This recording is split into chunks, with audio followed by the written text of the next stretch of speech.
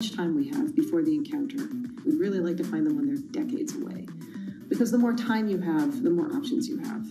And the less energy it takes to move an object aside. It also means we might not have to resort to launching a nuclear warhead at an asteroid.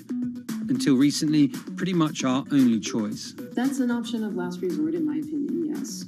We have lots of options available. You can just simply bump into the object and just nudge it out of the way. That's one possibility, and that's kind of, in a way, sort of the simplest thing to think about, just nudging it off its path a little bit with, a massive object, a spacecraft, let's say. It's kind of like bowling, if you will.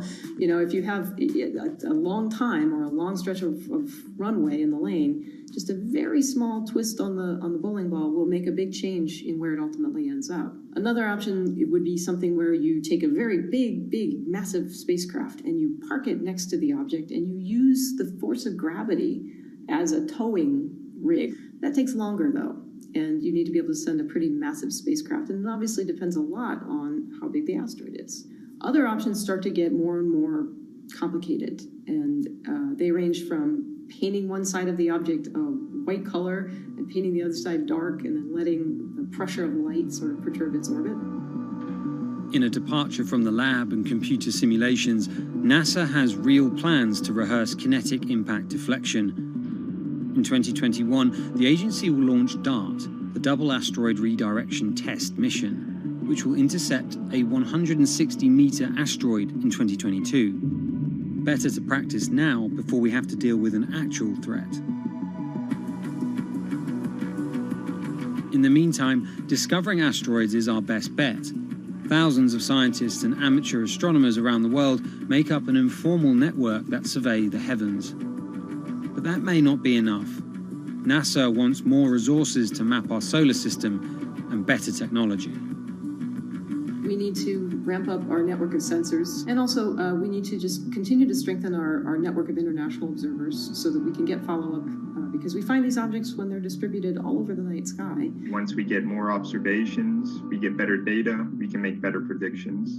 If you look at the big impactors we have had in the last, let's say, 20 years, or maybe 30 years, 50 years, most of them we haven't seen coming. So the real danger, I think, comes from the objects we don't know about, and not from the objects we do know about. This particular natural disaster, like a lot of natural disasters and like climate change, is a problem of the global commons. So the thing that we risk collectively is that it sort of then becomes nobody's problem, and nobody takes ownership over it. The asteroids are all over the sky. They just truly cross boundaries and borders with a second's notice. I kind of imagine in the future maybe lots of small satellites around the Earth that are always going and looking outward. I mean, I think it's something worth investing in. It's our existence at stake, right?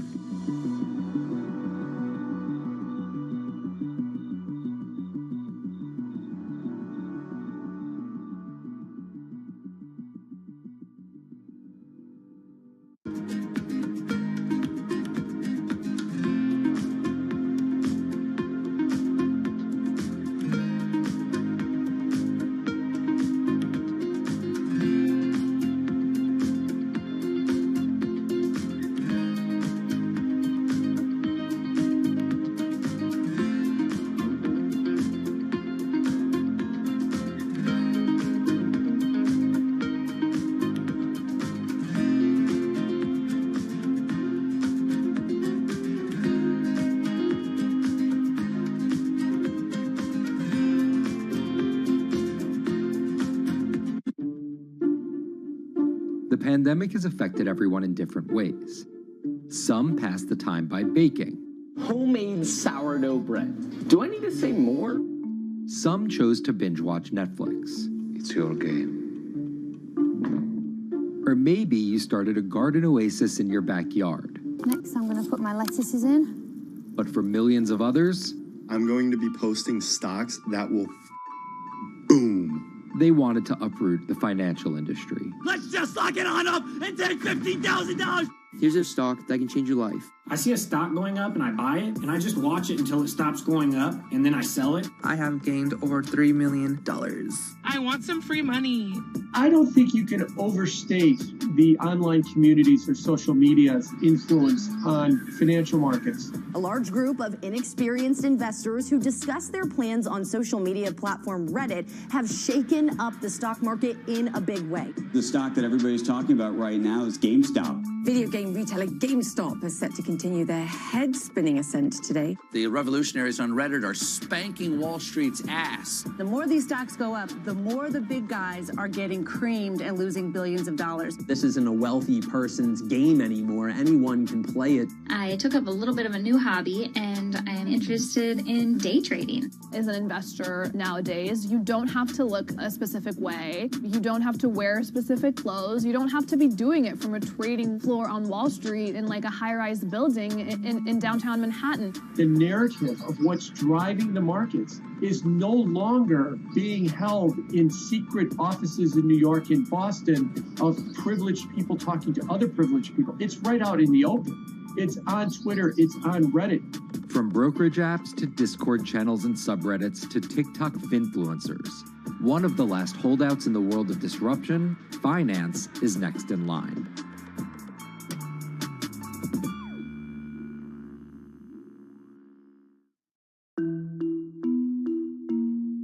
Investing should be as ubiquitous as shopping online.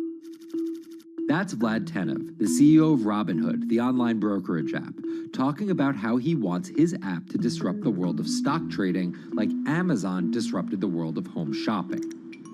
And I think that speaks to exactly the mission that a platform like Robinhood has, which is to democratize investing.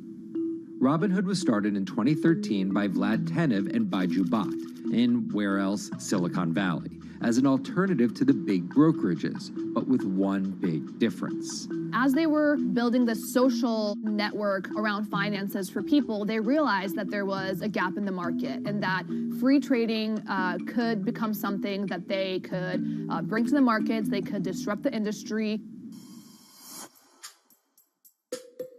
While no-fee trading is industry standard today, it was unheard of when it was first introduced. The online brokerage industry was really innovative when they came on the scene 10, 15 years ago, but they kind of stopped innovating where you haven't seen those commissions come down beyond $5 or $6 or $7. Robinhood think that by offering zero commission that they're going to push people onto this platform.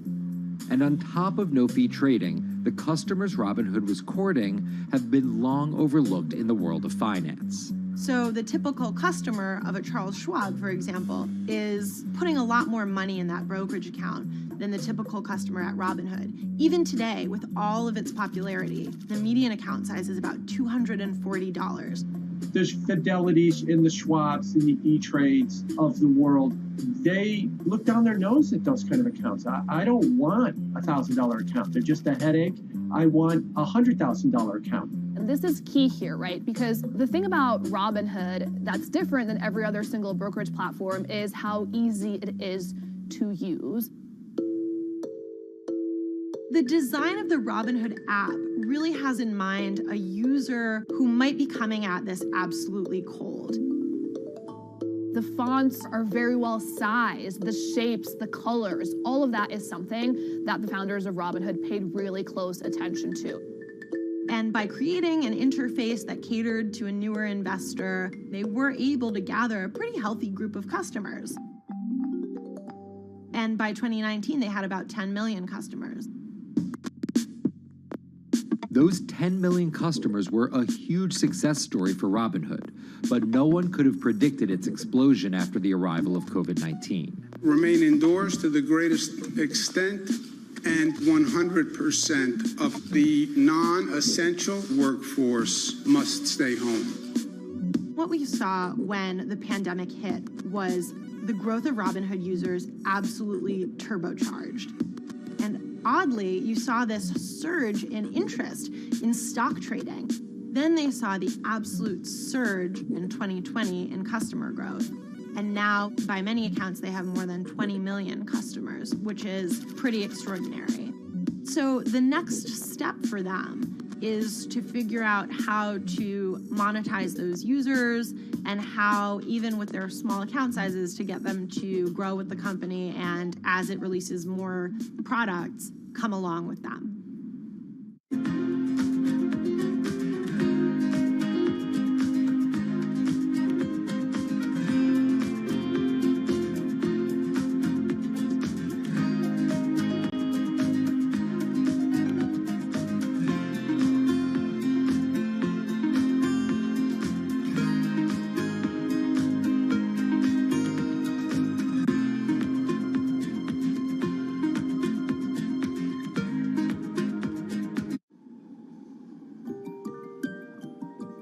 Robinhood would become one of the COVID economy's breakout successes. Robinhood traders, as they're called, became the shorthand explanation for the frenzy of often speculative retail investing after the pandemic lockdowns.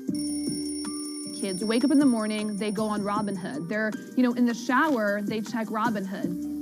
Kids are learning how the stock market works at 18 while they're at school, checking their phones in between classes because notifications pop up telling them what their stocks are doing that day. With these new tools, millennials and Gen Z are investing in the market in ways their parents could have never even dreamt of. That is sort of key when we talk about the divide between older and younger generations, is that the younger generation is exposed to so much more information and tools at their disposal to do what they want in the market. The older generations, you never had the technology or the cost structure that you could play the markets like you can today. So you were stuck with giving your money to a professional investor and paying them a fee to do it. When I speak to young kids, they tell me, I'm making mistakes, I'm losing money. I'm not a perfect investor, but I'm 18, and by the time I'm 30, which will be, 10 years from now, I'm gonna have interacted with the markets for a decade. And so it's a learning experience more so than anything else. And you can look at it and you can say, wow, that's risk-taking, that's dumb, but if you could possibly shave 10, 20 years off your working life versus adding 5 years, I don't think you can fault people for that. But Robinhood is only part of the puzzle. Sure, you can trade on it, but without research, information, and data, you're just blindly throwing darts at different stocks and hoping to strike it rich. Wall Street forever has always run on what we now call narratives or memes. People telling rumors to each other have been around for 100 years. On Wall Street, information is its own currency. Historically, either you had it or you didn't, and the people who had it had a huge advantage. In the past, those narratives and memes didn't have a network effect. It would be one person telling another person over the phone. In fact, when I broke into this business in the 80s, a lot of people used to complain that they weren't on the call list to get those ideas. Social media changed all of that. Fast forward to 2021, that's being done on the internet now. And that's being done on Discord and Twitter and StockTwits and Reddit. And the impact is very similar, but orders and orders of magnitude larger. As social media has played a bigger part in our lives, it's also played a bigger and kind of more important role in how people find investing ideas online and on these platforms. How do those ideas spread? On TikTok. Yes, that TikTok. Soon may the weatherman come to bring us sugar and tea and rum. People aren't just going to it for sea shanty videos. The personal finance hashtag on TikTok has garnered 3.5 billion views from its 1 billion monthly active users. By comparison, videos found under the cooking and health tips hashtag have 2.6 and 2.1 billion views respectively. The trajectory of Robinhood and TikTok were literally on par. What happened in the stock market this week? So the word of the week is expectations. Absolutely essential that you guys understand the risks of shorting. And Kayla Kilbride and Kyla Scanlon are two of those financial influencer TikTokers, also known as finfluencers. I think people still care about fashion, they care about culture, but it's also like there's this big behemoth thing called the stock market that we really don't know a whole lot about, and it's gatekept behind the industry. And so people like want to unpack that. And so my audience is a lot of them are younger investors who are looking to hone their skills. Tech and write up. Kyla and Kayla are two of the more, let's say, professional TikTok influencers. The Tesla ARK Bitcoin Biotech Risk Cluster.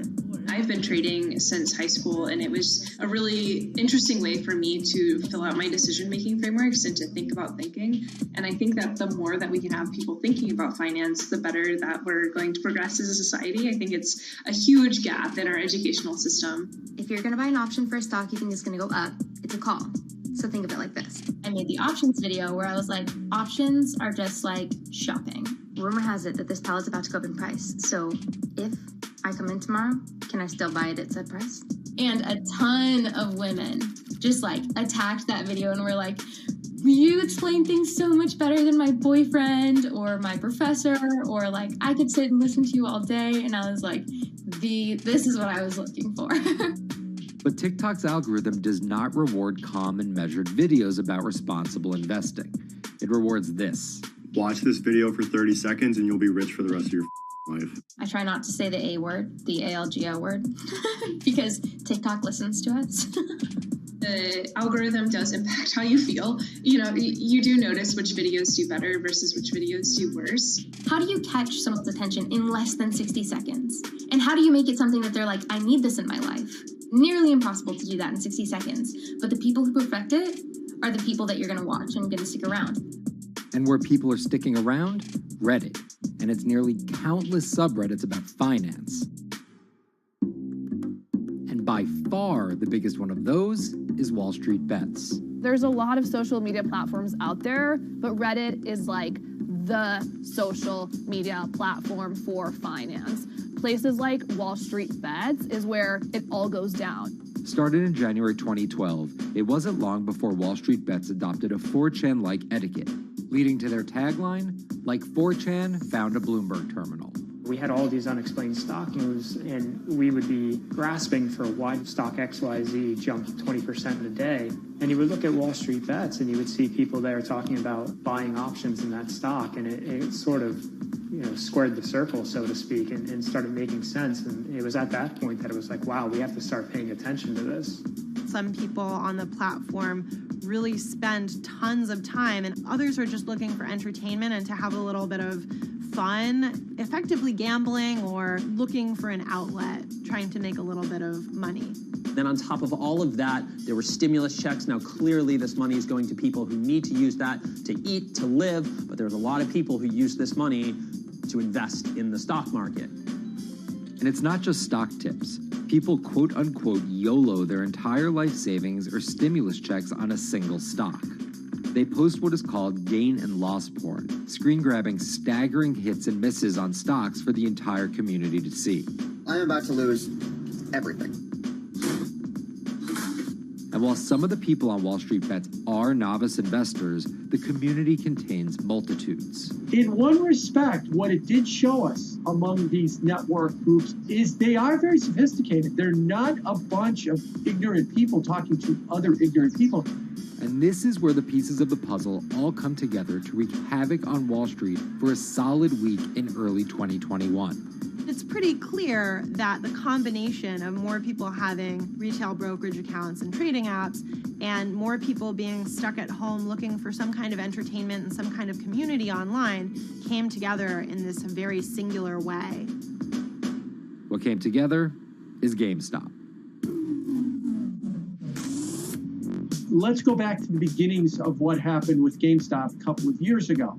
On the boards like Reddit and StockTwit, a lot of people were talking about GameStop as being attractive value. Some of them are even, Wall Street alums who left the industry and now still have access to tools that they can use to improve their financial well-being and make very good decisions. And I think Roaring Kitty is a perfect example of that. GameStop is one of the most compelling asymmetric opportunities in the market today. Really, I don't understand how you could disagree with that.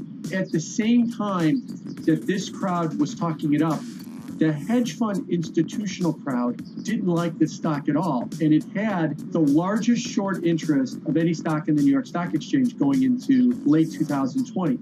Short selling is a bet that a stock price will fall, and it's a fairly simple concept. An investor borrows a stock and then sells it.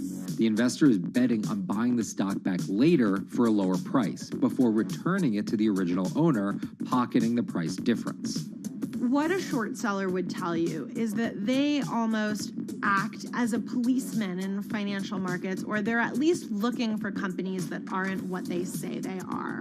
And that can range anywhere from an outright fraud that some short sellers try to expose to just a company that's not worth as much as investors think it is. The problem is, if the stock price rises, the short seller has to come up with the money to buy the stock back. And the more it rises, the more it costs. And that's what's called a short squeeze. And the hedge fund Melvin Capital was on the wrong end of that squeeze. Melvin Capital lost over 50% of its money in the month of January alone, just from being caught in the short squeeze of the stock. This is where the disruption comes in.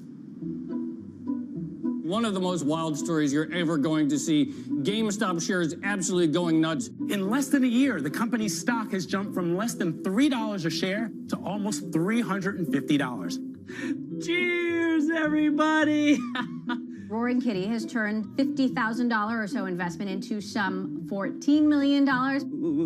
Whoa!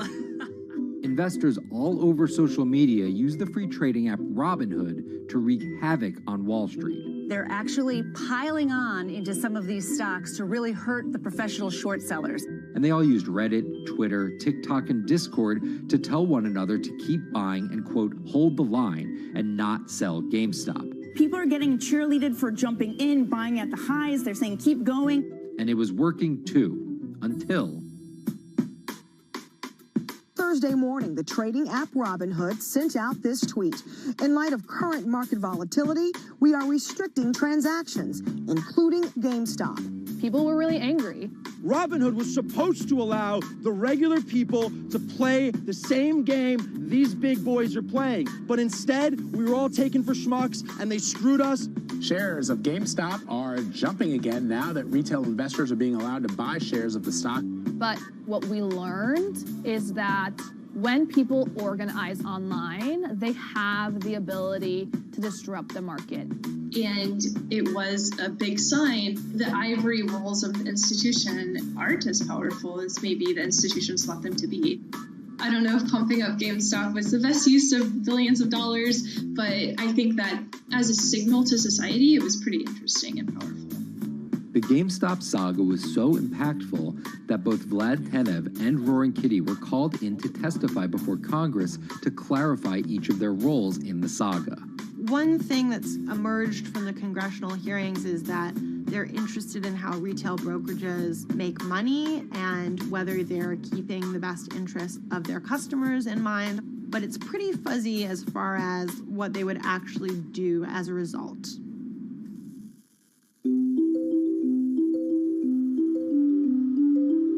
While the frenzy around GameStop eventually subsided, it didn't take long for retail investors to find other areas to invest their money. Take a look at Bitcoin going bananas over the weekend. Bitcoin forms a brand new all-time high. It was after GameStop started to drop that we saw Bitcoin really go up to over 60,000. How much further does this rally have to run? It's compelling to say that money shifted from one venue to the other. While correlation doesn't equal causation, there's a chart out there showing an inverse correlation on meme stocks going down and cryptocurrencies going up. There's definitely an aspect where people are making money on stocks and then moving, they're agnostic, they're not hedge funds. They can invest wherever the hell they want. It's a classic sort of momentum trade. They're going to wherever the winners are and they're willing to jump on and, ride it. So whether it's meme stocks like GameStop, meme coins like Dogecoin, or entirely new ways to invest in art like NFTs, the new kind of retail investor is making its presence known. Over the next 10, maybe 15 years, you're going to continue to see, whether by choice or by force, that baton go from older generations to younger generations. I don't think any single app is going to be the thing that disrupts. I think people are the disruptors. How people get ideas about what to invest in has become increasingly entwined with social media. And as social media companies govern more and more of our lives, the fact that now they're tied in more intimately to people's wallets is something that we might want to understand better. Usually what disruption, I think, means is technology comes in, whether it's blogs to the newspapers or online retailing to brick and mortar. They come in and they're in the same business, but they just do it in such a gigantic cost savings that it causes everybody to switch. Well, that's the risk that happens here, is that it's so much cheaper to just manage your own money. We're not there yet, but costs and conveniences are moving in that direction. So I'd say, Wall Street, you haven't been disrupted yet, but you could be in the coming years, and that the final chapter on this story hasn't been written.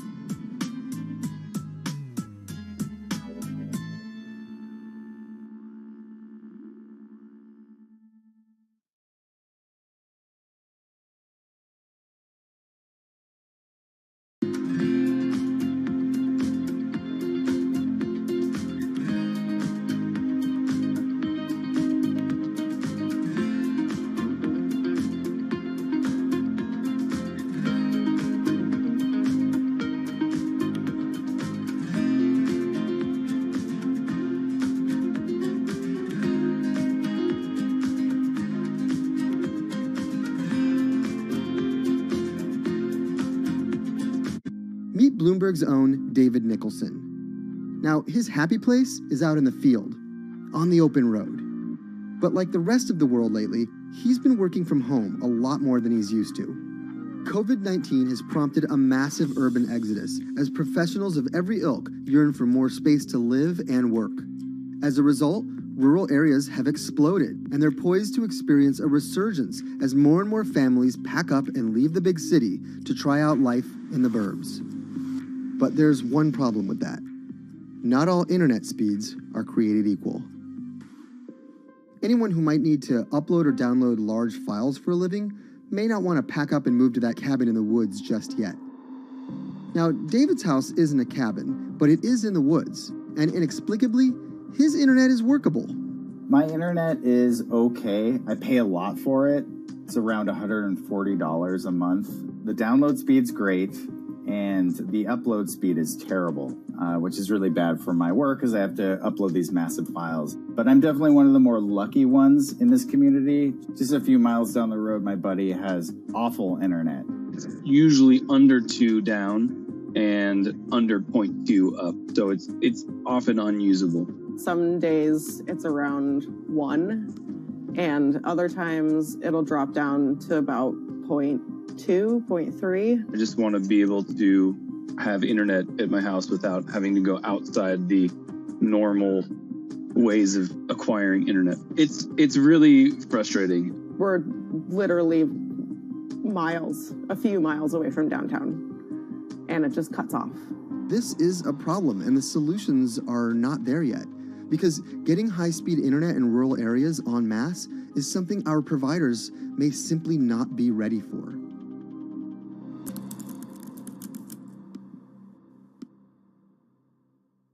If your internet service doesn't have fast download and upload speeds, then you don't have high-speed harmony. You have. Americans on average pay about $70 a month for internet at home. But in rural areas, it could cost a lot more for a lot less service. So the pricing for a fixed wireless provider here can be something between $80 and $150 for about 25 megabits per second. However, gigabit service, which is 1,000 megabits per second and symmetrical, is running at about $119 a month or $130 a month. That's John Paul. He co-owns Spiral Fiber, an internet service provider here in Nevada County, California. And for the past 10 years, he's been trying to bring an affordable fiber optic network to town. It all started when he applied to be part of the pilot program for Google's fiber service. Across the country, civic boosters have been going to extremes, chanting, singing, and marching trying to get the search engine giant to look at their town. The internet these days is crucial to be in the world, to be a part of the world, and to be connected to your community. Google ultimately went with Kansas City, Missouri, which left Paul on a mission to get funding to lay out fiber optic networks for gigabit service. Over the next several years, he would attend conferences and pitch venture capitalists and apply for grants to make his vision come to life. One of the biggest roadblocks to building infrastructure for the internet here in the United States are the existing large providers. They have their land staked out. They would prefer that nobody come in and compete against them. In 2013, we applied for a grant. We went down and met with the commissioners at the California Public Utilities Commission. It was an arduous process to get funded, but we finally did against all odds. We got a $16 million grant, and then we went out to seek venture capital. Then, in March of 2020, the pandemic hit the world.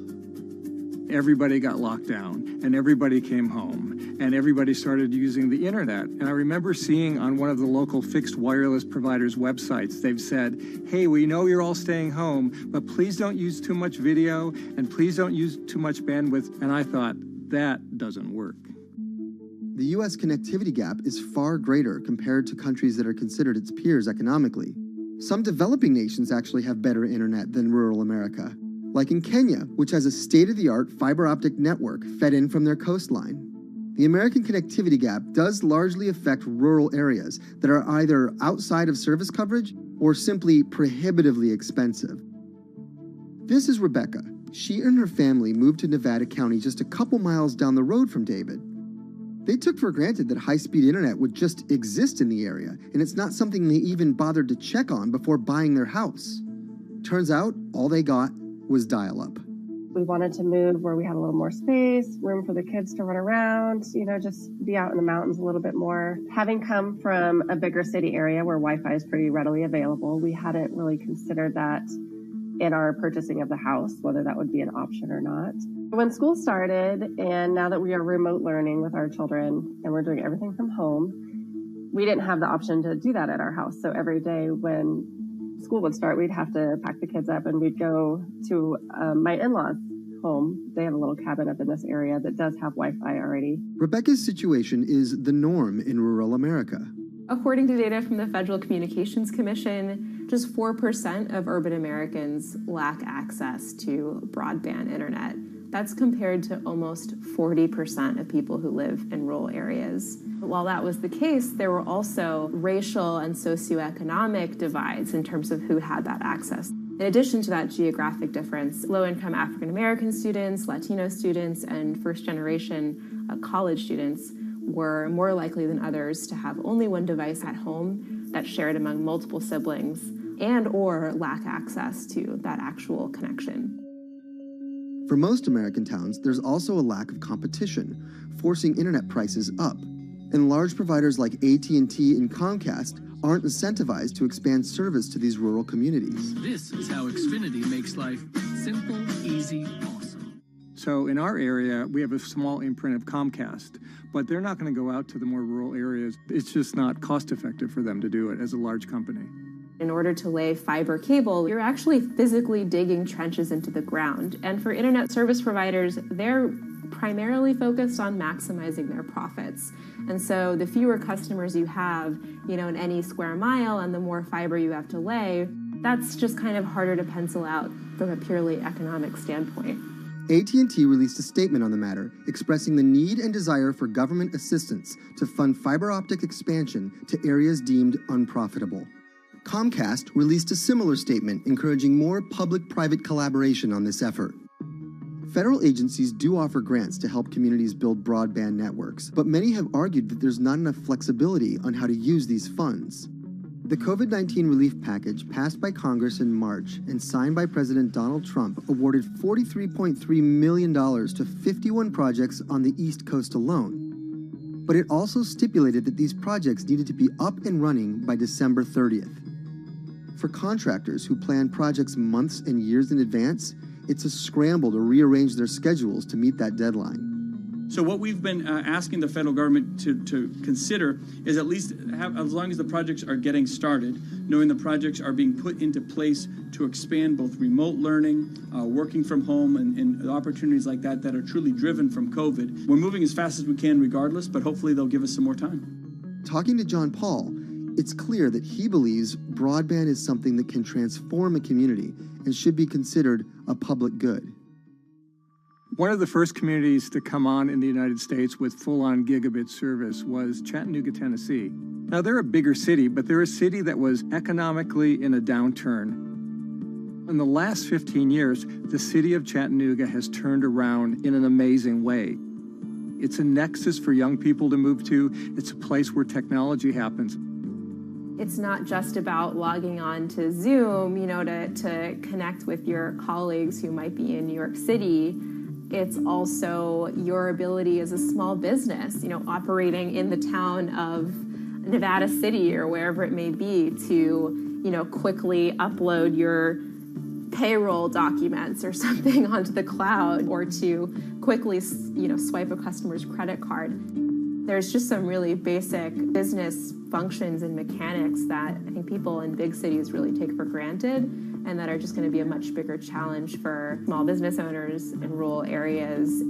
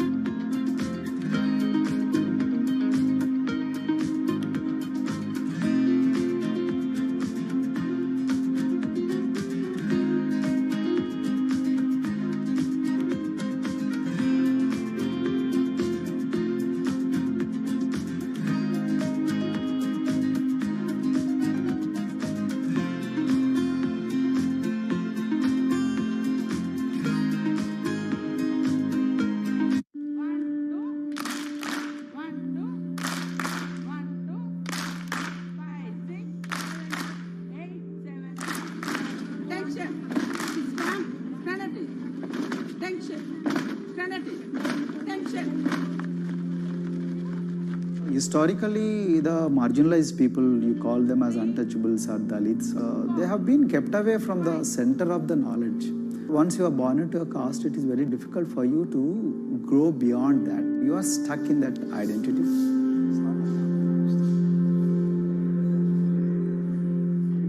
I think education is the best way of liberating them. So that's how I chose to work in education sector. The kind of education that we are giving to the marginalized people is going to change not just the fate of these communities in Telangana, but it is going to be the source of inspiration, source of hope for all the marginalized in this country.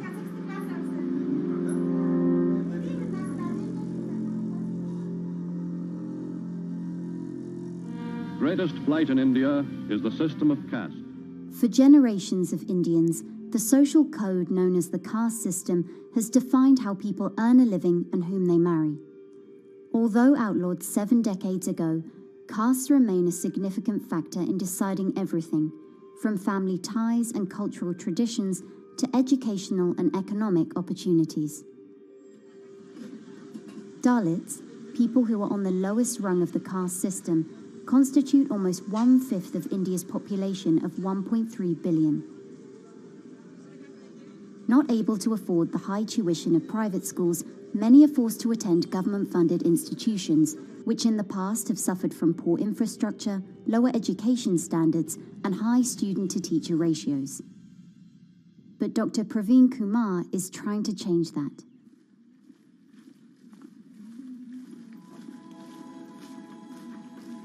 I am currently working as head of Telangana Social Welfare Residential Schools. So totally above 400 schools I manage. These are all residential schools for the students who are historically marginalized but talented and then poor. Of them, 60% are girls and then 40% are boys. because girls are more marginalized among the marginalized. Their voices are always suppressed. My approach to improve the conditions in the schools has been put your eyes and ears on the ground always. Talk to the parents, talk to the teachers, talk to the students, stay in the schools and then understand their problems, their challenges, both in classrooms and then the corridors and the dorms. Then go to the dining halls and see what kind of food they are eating, and then go to their homes and then what kind of food they are getting and what kind of challenges the parents have.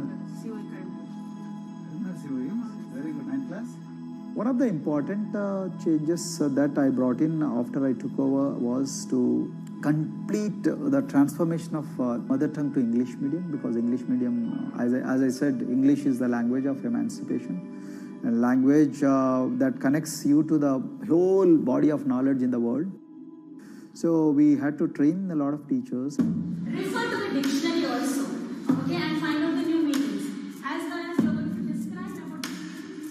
Hey, Ruchita, how are you? Hi, Sindhu. Fine, thank you. And how about you? I'm fine too. It's been a long. Identity is extremely important. There is a scientific evidence to prove that your sense of identity is extremely crucial to your growth as a successful human being in your life. If you accept an identity which is very humiliating, which reminds you of very painful past, I think that identity will not help you to grow. I'm not saying that you should forget your past. I'm not saying that, but that should not be the bubble in which you must live always.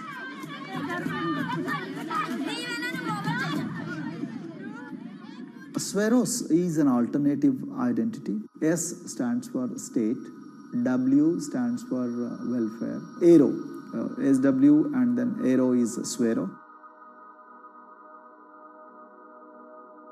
So the idea is your dreams have to be skybound. So that is what we are trying to achieve by changing the identities. Like, you say, I'm a Swero and I aim to be a doctor. I am a Swero, I aim to be a top-notch engineer. I am a Swero, I aim to be a top bureaucrat of this country. I'm a Swero, I want to be a very good actor or, a musician in this world. So these are the positive images that are associated with the identity.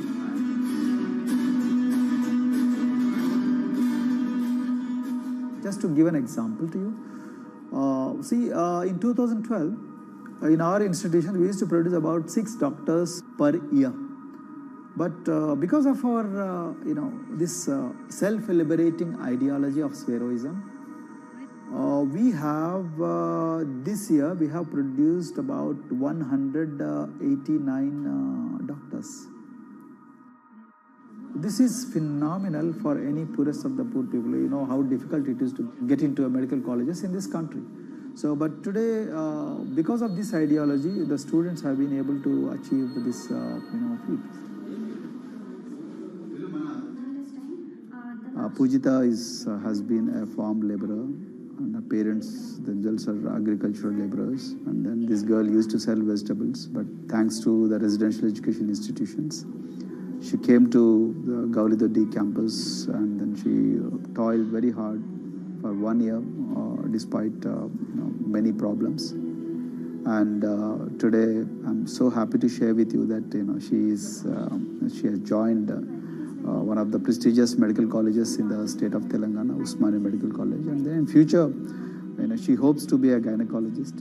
So this is the journey our children are hoping for.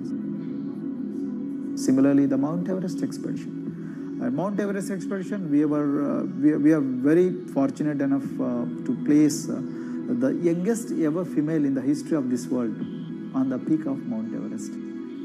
How did this happen? It's all because of an ideology that helps you to liberate yourself.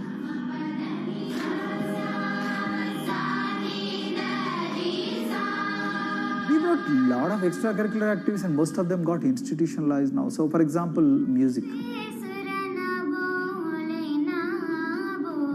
Similarly, the games. We have so many coaching academy. We have boxing academy, we have wrestling academy, we have handball academy.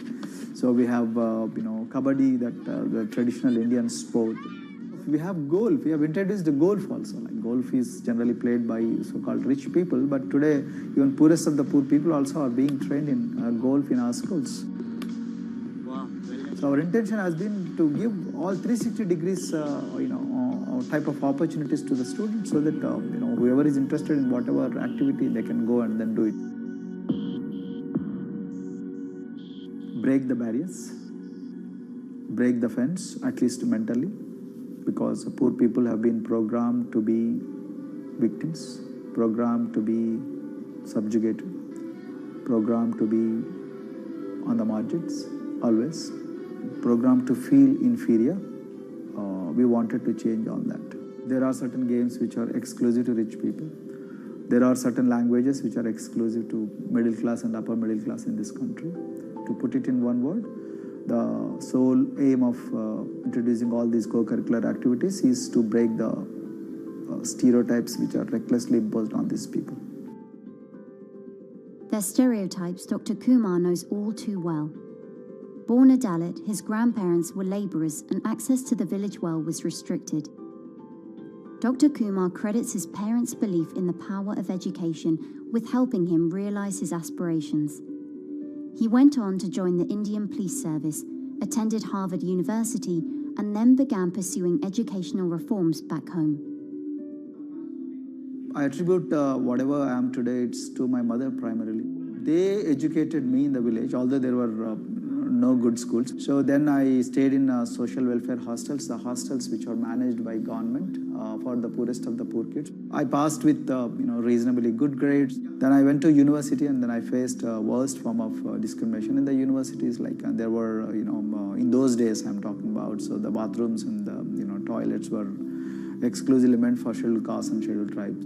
We used to fight discrimination on one hand, and then again try to excel in academics day in and day out. So that's how I came to education, because I deeply believe that education is the only important weapon that can really place the poorest of the poor people from a very victimhood orbit to a prosperous orbit. I think in future this is going to be a game changer for the marginalized in this country.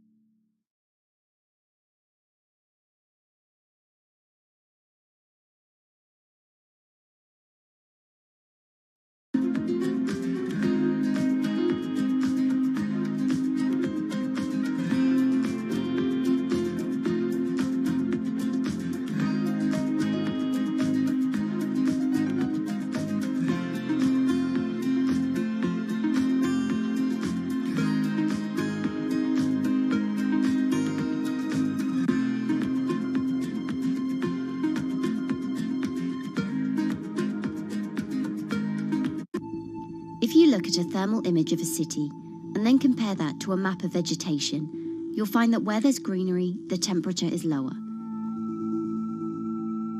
That's because things like asphalt, concrete, and shingled roofs absorb more heat from the sun than trees.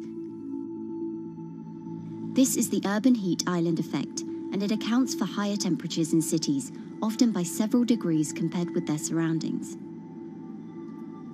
It's becoming a huge risk to human health as growing urban populations exacerbate the heating effects of climate change. Heat waves kill more people than any other extreme weather event, more than tornadoes, hurricanes, and even floods. That's why urban heat island mitigation strategies are being studied in Singapore by a group of researchers. The government-backed project called Cooling Singapore is now in the process of combining everything they've learned to create a digital tool that can help cities all over the world, starting with Singapore.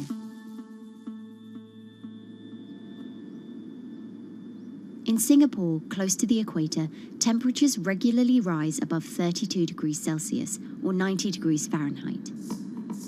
And and the city structures only make it worse. And that is also the case for Singapore, which is basically a concrete jungle, more urbanized, more developed city. And even in Singapore, what you have is a situation whereby there's a temperature difference of 7 degrees Celsius between the more urbanized and the more rural areas. The government has taken drastic steps to keep temperatures down. This is Gardens by the Bay, an award-winning park, and inside this greenhouse is a pleasant 24 degrees. That's because the dome, along with 24 nearby towers full of thousands of people, is chilled by what's probably the world's largest underground district cooling system. It uses a large central plant that cools water and then pipes it into banks, residential towers, an exhibition centre, shopping malls, and the city's iconic Marina Bay Sands hotel and casino complex. So one of the biggest perks of using this system for the buildings is that they can save 40% in terms of electricity usage compared to your traditional air conditioners. And with Singapore relying on natural gas for most of its power, this new system means emission savings equivalent to removing 10,000 cars from the city's roads. That has big implications for the rest of the world. If things stay as they are, more than a third of the world's electricity could end up being used to cool buildings and vehicles by 2050.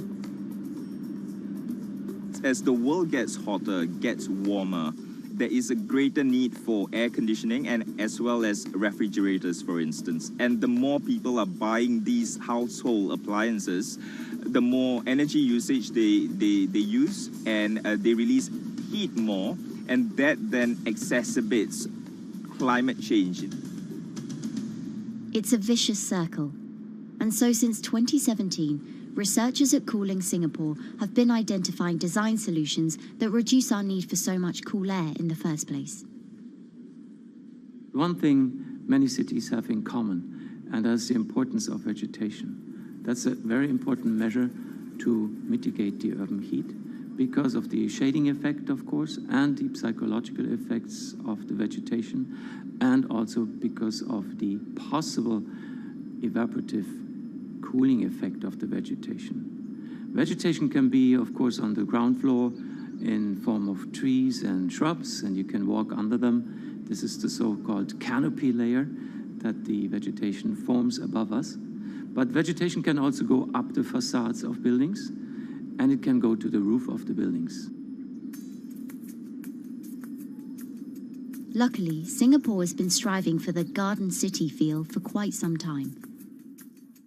It was a vision initially introduced by then Prime Minister Lee Kuan Yew in 1967 to make life more pleasant for people. And today, Singapore is one of the world's greenest cities in terms of urban vegetation. Kampung Admiralty, a community centre that contains health facilities and social spaces, now provides more green space than the plot of land it was originally built on. It's topped by a roofscape of staggered terraces covered in local plants, which functions as a community park, and a village green in the centre that contains farm plots for residents to tend to. Park Royal on Pickering was designed as a hotel in a garden that doubled the green growing potential of its site. There's now 15,000 metres of sky gardens, reflecting pools, waterfalls, planter terraces and green walls. And the government has big plans as well. Singapore actually has a plan to plant 1 million trees and add more green spaces over the next 10 years. It is actually a mix of wanting to reduce the urban heat island effect, but on the other hand is also to get the people to be more connected to nature. But it's not enough. The city-state has still been warming twice as quickly as the world average over the past 6 decades. That's why Cooling Singapore has developed a catalogue of other potential heat mitigation measures. When you try to mitigate the urban heat island effect in a city or in any building, in a village as well, the first place to start is by shading of the windows. You have to keep areas clear so that the wind can move through it. Water of a certain depth can act as a very good thermal buffer. If you have to construct heavy buildings such as high-rises, at least you can make the surface, the facade, less heavy, and you can protect it from direct sun penetration. We have to make sure that no combustion engines will be in the city in the middle, in the medium to long-term range. So ideally, the electricity production is outside of the city, and you bring just the clean electricity into the city. You can at least minimize the use of energy in the city, and you can start to slowly convert the roofs, the facades of the city into production areas for renewable energy. In Singapore, unfortunately, this is a limited option, but in the long run, it could produce up to 20-25% of the energy, of the electricity needed in Singapore, if all the roofs and the areas in the buildings, on the facades would be used to do that. With so many different ideas, Cooling Singapore is also designing a virtual model of the city to test them out. It's called a Digital Urban Climate Twin, or DUCT, that will calculate how each element of the city's design will impact the urban heat island effect. That means we model not only the geometry of the buildings digitally, but also we model the transportation, the insulation, the temperature, the radiation coming from the sun, the weather, the local climate, the even very, very microclimate of the city, the water, the movement of people in the city. We can invent scenarios, we can design scenarios, test them before we actually build them, and if they test very well and we are sure that they will function, then we can start to build them and put them into reality.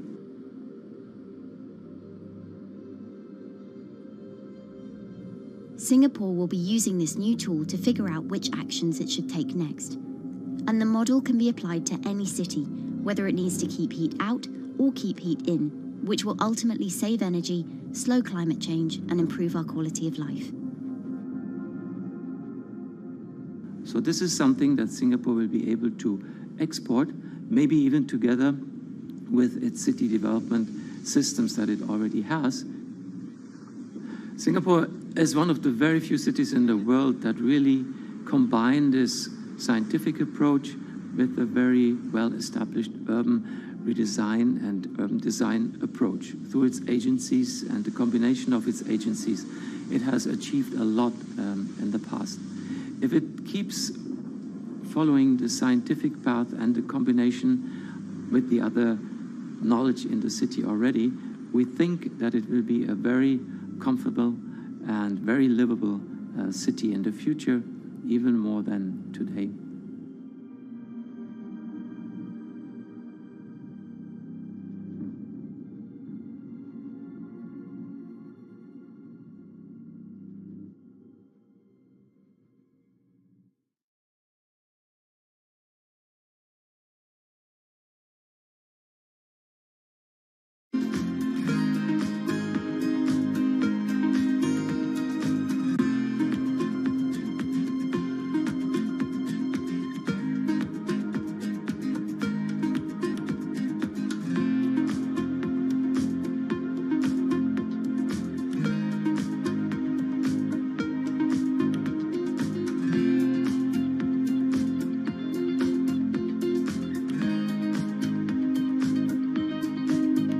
Times are tough.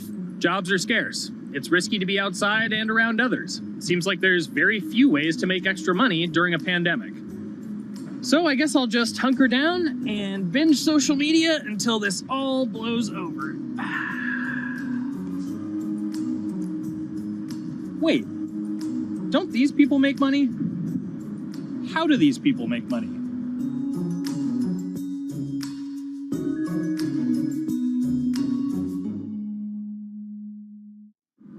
Streamers, YouTubers, Twitch stars. How do they make money? Is it a lot? Is it a lot of work? I know, I gotta ask somebody in the biz, and I got just the guy, Austin John Plays.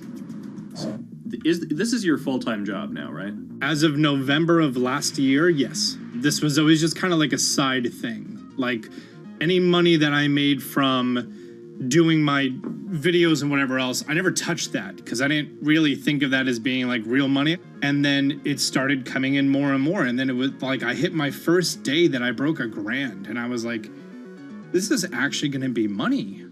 How did the YouTube channel come to be? When the game Pokemon Sun and Moon came out for the 3DS, there was like things that I learned about the game, and then I wanted to just share that information with people. And at the time, I didn't have any way to capture a screen or anything, so I found like generic footage, and I kind of put it all together with so much editing.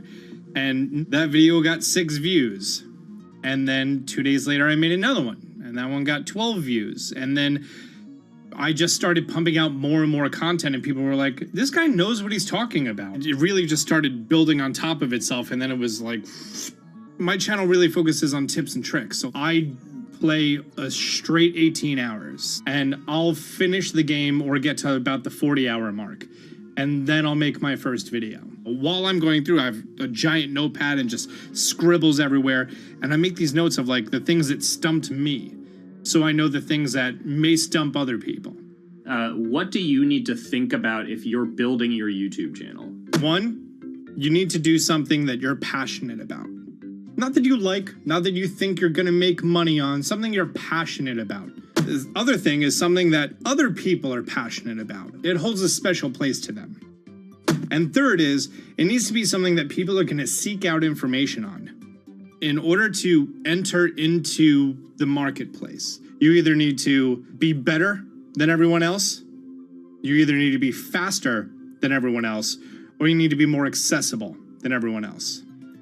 And you can't be more accessible because it's already on the platform. Granted, if you understand how the algorithm works, which is very similar to Google Analytics, then yeah, you can have a little bit of a head start. But if you're not doing it faster, and if you're not doing it better than everyone else, then why should anyone watch your channel? So my income as a YouTuber kind of breaks down to 3 different ways. 1, which is the bulk of it, which is ad revenue. Whenever you go and you watch a video and then there's an ad and then you wait 5 seconds and you hit the bottom right corner and then you go on to the next video, or a non-skippable ad, or the video starts immediately, you get the little banner ads at the bottom, or if you scroll down from the video, the first thing that shows there is an ad. Those are the 4 different types of ads that can appear on every single YouTube video. And all of them pay a certain amount. It varies on lots of things, like the country of the person who posts it, the country of the person who watches it, the time of year, where you are in the quarter, if there's anything going on with a reduction in ad revenue. Like, great example, COVID-19, companies weren't spending as much on advertising. So because of that, CPM went down. CPM stands for click per thousand. I'm using the Roman numeral for 1,000. And that means that for every 1,000 views, you get a certain amount of money. Now, on low ads, when I first started off, my CPM was 30 cents. So every 1,000 views, I made 30 cents. But then once I signed with an MCN and I started making more quality content and more engaging content, some of my better videos and certain times of the year, I can see CPMs as high as $12 to $14. And there's a big fluctuation between, you know, if I post a video when there's no ads being spent, like January and February, that's the reason a lot of your favorite YouTubers and also TV shows don't post new videos in that time of year because ad rates are down. Why are they going to make content then? Instead, you're recording and you're bulking up for when ad revenue is higher. The second way that a YouTuber makes income is support, crowdfunding, things like that. When I first started off, Patreon was really the only option, but then they started rolling out supporters and members for YouTube channels. So whenever I have a live stream, you can click a button and then you can become a member, and then you get special icons next to your name. I believe they're called badges. Or on any video, you can hit the join button, and that helps support the channel. And then the third aspect of that would be merch. And for me, my merch has been somewhat basic. In fact, I'm wearing one of my t-shirts from last year right now. You have to endure the times that your first video gets 6 views, that you posted on Reddit and they say, shut up, and then an auto mod bans you. You have to go through that, because until you go through that and you discover why you're doing it, you're not doing it for other people, you're doing it for yourself. If you're not loving what you do, then it's not worth it. Huh. So make a channel about something that I'm passionate about. Oh, sweet. I guess I can make the channel about that.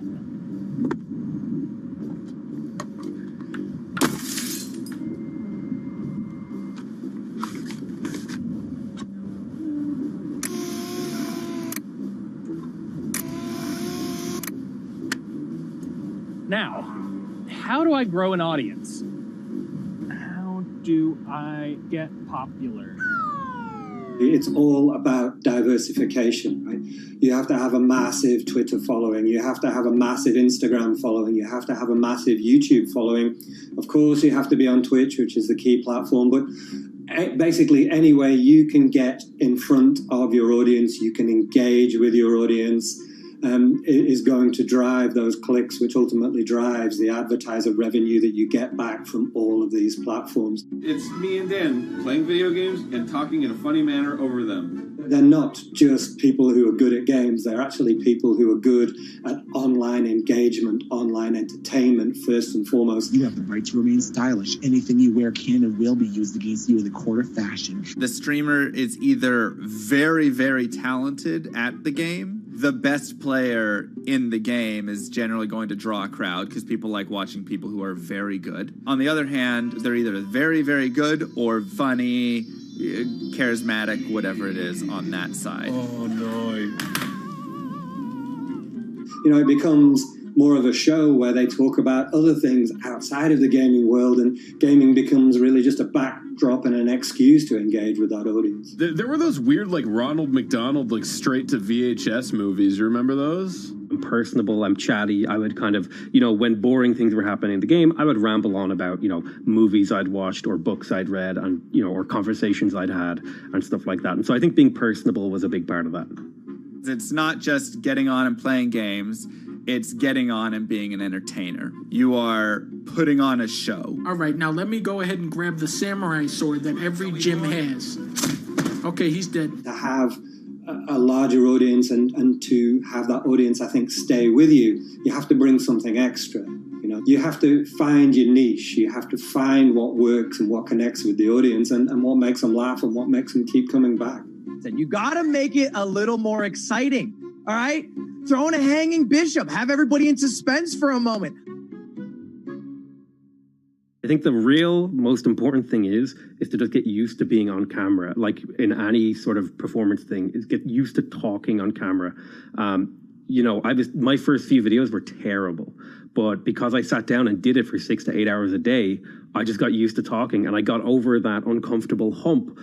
If you go into Twitch purely with the expectation that you're going to make money, make a job out of it, have all this growth, and it's going to be great, you're probably going to burn out prior to getting to that point because there's very little payoff for a long time, right? Like multiple years generally before you really start to see a payoff. And so, those first few times you're streaming, nobody is there. One person shows up every 30 minutes, says hi, maybe, and leaves, right? Like, it's very discouraging, I think, for a lot of people. And so you have to be there just loving it. You have to love talking to yourself when nobody is around. You have to love just the game that you're playing, all of that stuff, because it takes a while. And I think a majority of people burn out prior to getting to the profitable point of it. And there you have it. My very own YouTube, Twitch, Discord, and streaming channels all ready to go live. It's a veritable social media ecosystem just on the verge of thriving. So, don't forget to smash like and subscribe, and visit my Patreon for perks. Also, go to my merch page. And one last thing, stay cool, my friends.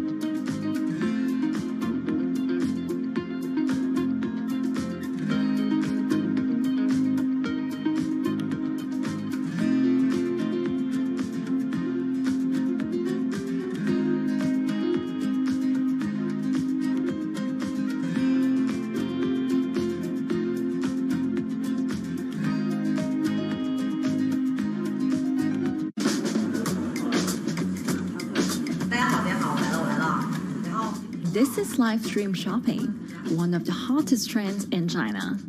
Every night, tens of millions of people watch live shows hosted by influencers like Via and buy the products they recommend. On e-commerce and social apps like Taobao and Douyin, the sister app of TikTok. 我觉得已经改变了大家的购物的方式。其实各种各样的产品，哪怕你不买，你也可以来看。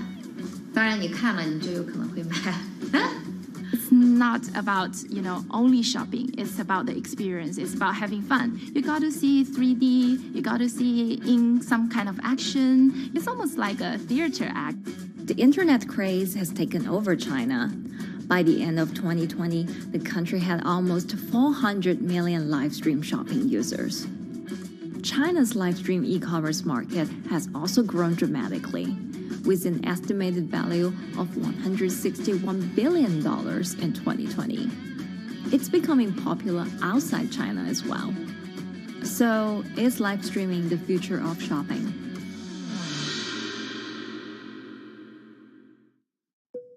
Live streaming is not a new thing. In China, it started in 2015 with the rollout of 4G. And it was first used for entertainment and socializing. Many live streamers performed for their followers or chatted to them, making money by receiving virtual currency and gifts. In the West, live streaming is mainly the domain of avid gamers. In China, it's broken into e-commerce. China actually has a very big e-commerce empire, so it uses these super apps, what we call that you have payment, you have search of information, you have recommendation system, and you have huge amount of goods available on the platform, and as well as a lot of consumers. So with this advantage, they merge these features of live streaming to make the influencers actually sell goods. Here is a perfect choice: nice neutrals, beautiful print, nothing overwhelming, and the warmth and comfort of flannel. This is item. Traditional TV shopping involves a one-way direction, whereby a host introduces a product, demonstrates certain things, and say, call this number or something. But live stream shopping is live. That in itself is a very, very big difference. It causes different psychology, and live stream shopping is a very entertaining way of actually engaging someone else. When you shop, actually, this live streaming video will continue. It will minimize into a corner, and you can buy the items and pay all on the same app. And after that, the live streaming screen will just enlarge by itself, and the promoter will come back to screen. So it's very convenient. Taobao, one of China's biggest e-commerce platforms owned by tech giant Alibaba, added a live streaming function in early 2016. In the following years, other e-commerce and social platforms like JD and Douyin also integrated this feature. 开头的时候还是有很多的挑战的，对画面的这个流畅，然后是否能够很真实的去还原商品，它其实在这个上面是有很高的这个门槛跟技术的这个卡口在的。不管是我们的这个用户的接受度，还是商家的这个上手的这个难度都很高。但是这几年下来，基本上难点在不断被突破的。Over $70 billion worth of goods was sold via live stream on Taobao in the year through March 2021. Latest surveys show that over 60% of live stream users in China were watching shopping shows, and over 65% of them shopped at least once via live stream. In 2020, live stream shopping got a huge boost during the pandemic, when millions of people were in lockdown and many retailers were pushed online. People, during the lockdown, felt like there's a need for more social interactions. This live platform creates an interesting kind of environment that gives people the sense that I'm actually interacting with you. And then live stream shopping brings in a lot more variety of things that people could buy and satisfy, the sense of losing control, especially during the pandemic. At the heart of this craze are the top influencers who have tens of millions of followers and sell products worth millions of dollars every night. They often use their star power to get bargains from retailers, which in turn boosts their own sales and influence. So if you think about China's live streaming, you have to know the king and queen of the influencers. The queen of live streaming, Via, she is actually having the biggest viewership and the biggest sales volume for a long time on Taobao platform. She can sell everything from like Gucci sunglasses, lipsticks, homes and cars. One time she offered her followers to go on a Tesla ride with her, and she even, for once, sold a rocket launch in her live streaming room for 40 million yuan. 接下来我们真的要上火箭。 The king would be Li Jiaqi, more widely known as Lipstick's brother. He used to be a cosmetic sales before he turned into live streaming e-commerce, and he knows a lot about the cosmetics. So he's the one that will actually put the lipsticks on himself when he's on the show. Top live streamers like Via and Li Jiaqi have become celebrities in China and can earn millions of dollars a year. Although not everyone can be as popular, mid-ranking live streamers like Tiffany still earn a good income through sales commissions. 如果说单从收入方面来讲的话，那主播的收入是比普通的工作要高很多。但是呢，主播这个工作时刻对身体，包括对精神都有很大的一个考验的。 就是每天需要集中精力，然后长达5-6个小时，这种状态是很累的。而且这5-6个小时的话，你是脑子是不停的，然后嘴巴是不停的，然后手也是不停的，眼睛也是不停的。像我们做主播，不是说单一的只做直播一件事情，然后还会有选品的一些工作，然后还会有一些其他的事情排在里面，其实是没有个人生活的。那我觉得增强粉丝影响力的话，不是说某一件事情。 可能今天做了什么事情你就增大了影响力，而是每天不断的内容的输出，粉丝不断的可能对你的了解，慢慢的信任你。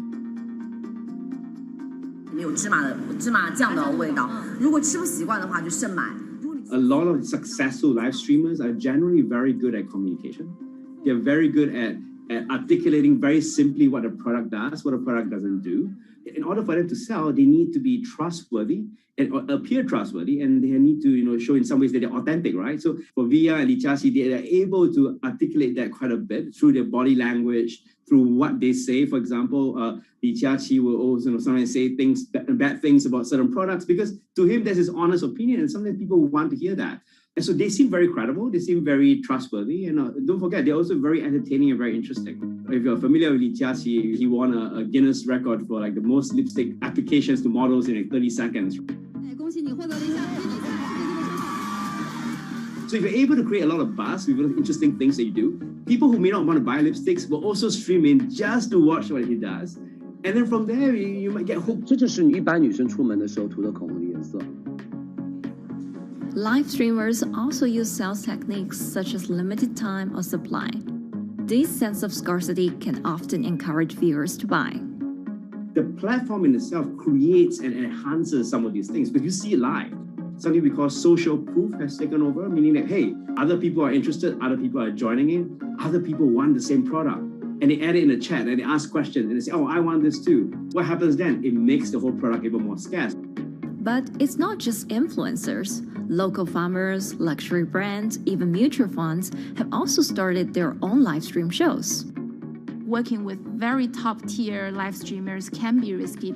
It's not necessary that the benefits will end up with the brand. So we see company executives opening their own shows. And we see like P&G have their own sales room, which runs shows every day as well. We also have like local governors in like small towns to sell their agricultural products. So the live streaming is definitely transformed the way product owners can think about how to reach their consumers. And it enables a lot of players to actually sell. Live stream shopping is going global. Merchants in Southeast Asia have embraced this trend. And in the West, Amazon has upgraded its live streaming function, adding interactive features like chat rooms. Companies, including Google and Facebook, are also developing and investing in technologies to integrate video and e-commerce. 直播电商它其实已经开始成为主流，它未来的发展空间跟潜力都是巨大的。接下来大家会越来越依赖这种购物方式，会变成一个比较日常化、比较规范化的这么一个趋势。If you look at the numbers alone, their numbers alone, Li Jiaxi's numbers or Via's numbers, you know that they can sell and you know that they can generate revenue. Are they able to sustain it over a long period of time? It depends on how innovative they are at changing some of the things that they do. But you can't expect consumers one day turn into virtual shopping for good. There will be the nature of us that crave to go into the store, to touch the goods and actually wear it and see how it looks like and walk around in that with our friends. And those things wouldn't be replaceable with live streaming.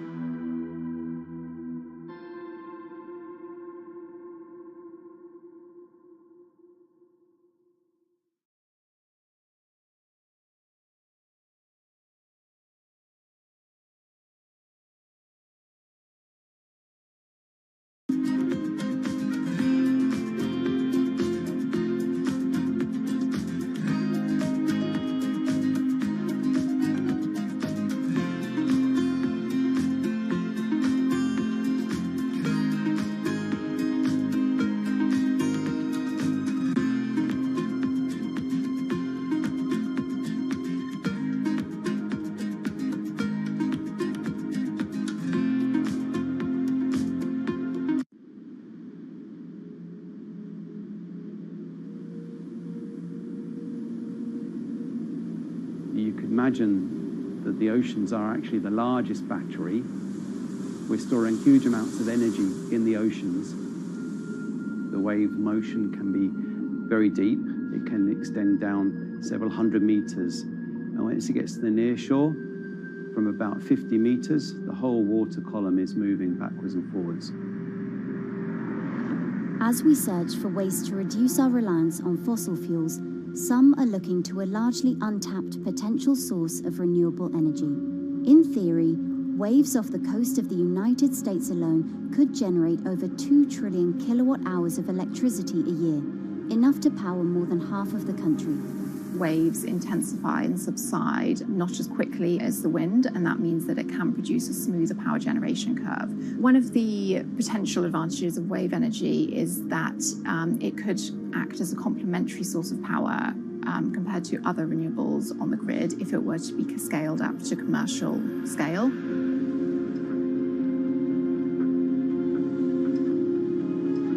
For decades, engineers have been trying to convert wave energy into electricity, but a host of technological and financial challenges have complicated their efforts. In the years from around 2006 to 2015, there were a spate of bankruptcies in the sector, and this was largely because of a lack of kind of continuous proven projects out at sea with reliable electricity generation. Since then, companies have been trying to develop the technologies at a steadier pace and with a smaller cash burn. But the same questions remain. Can companies develop devices and technologies that actually work? Is wave energy just a novelty or something that can become a major renewable energy source?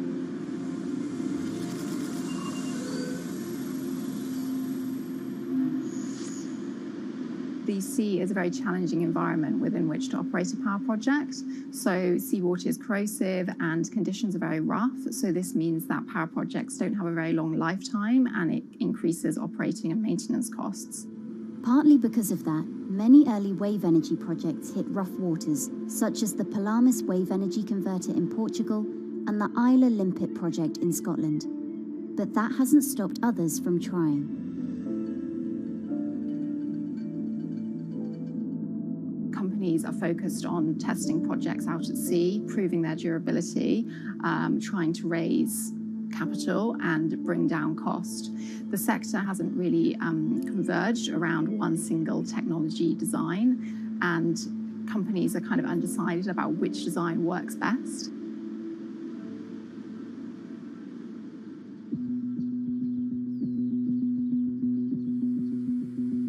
Finland-based AW Energy is a veteran in the sector.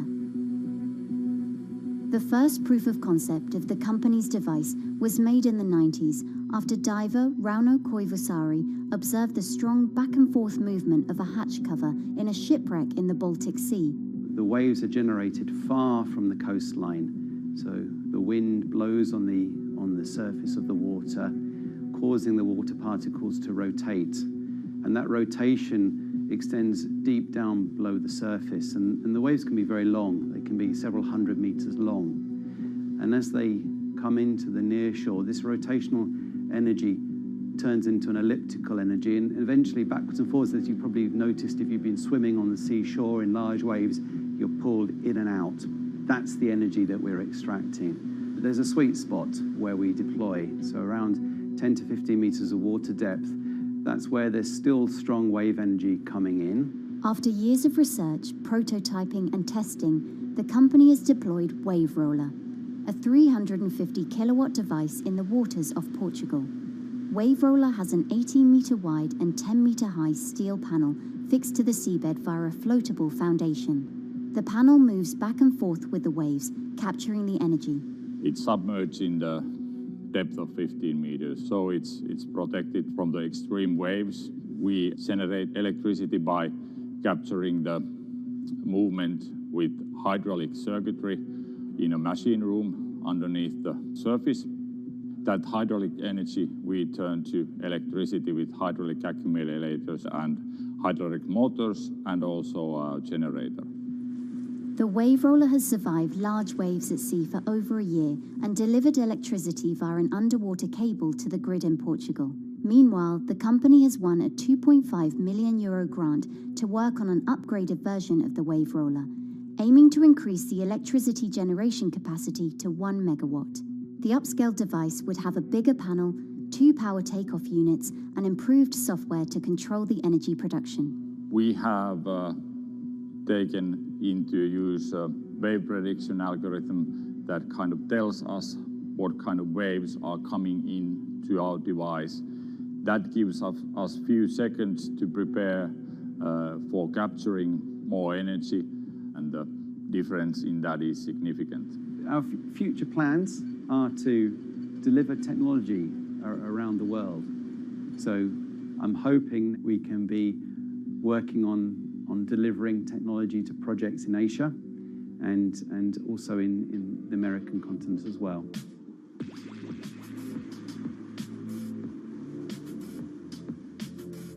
Meanwhile, Israeli company Eco Wave Power is taking a different approach to capturing the power of the ocean.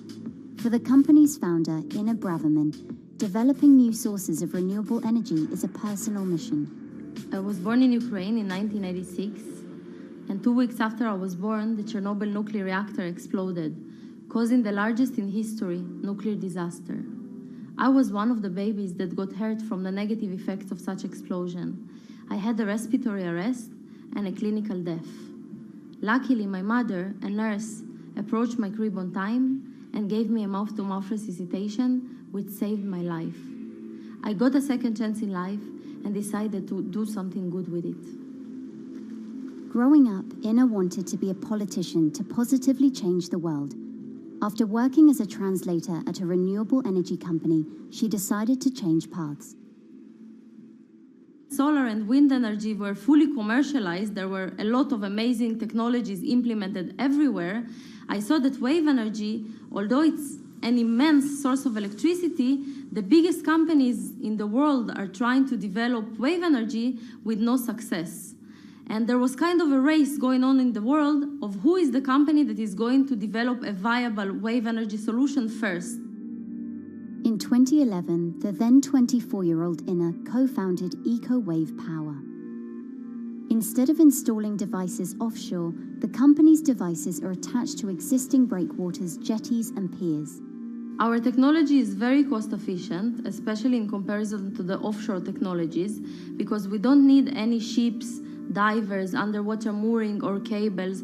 We install on existing man-made structures, and all our expensive equipment, the generator, the hydraulic conversion unit, the automation, is located on land just like a regular power station. This is the EcoWave Power conversion unit that has been operating in Jaffa Port since 2014 until 2020. Here you can see how the technology works. Basically, the floaters are going up and down and pushing the hydro cylinders, which transmit biodegradable fluid into land-located accumulators. A pressure is being built, the higher the waves, the higher the pressure, which is used to turn the hydromotor, which is turning the generators. The whole system is controlled by a smart automation system, which you can see right here. And in case of upcoming storms, the system automatically raises the floater above the water level and keeps them in the upward position until the storm passes. The company has been operating a 100 kilowatt grid-connected device in Gibraltar since 2016, which is enough to power 100 households. Currently, Ina and her team are working on another 100 kilowatt project at the Port of Jaffa in Tel Aviv. The project will be also the first time in the history of Israel that wave energy will officially connect to the electrical grid. And our goal going forward is to expand it to all suitable breakwaters in the city of Tel Aviv and to supply a significant part of the city's electricity needs. Today, engineers and entrepreneurs are still trying to crack wave energy. Globally, only a few hundred kilowatts of wave energy are deployed, compared with gigawatts of offshore wind.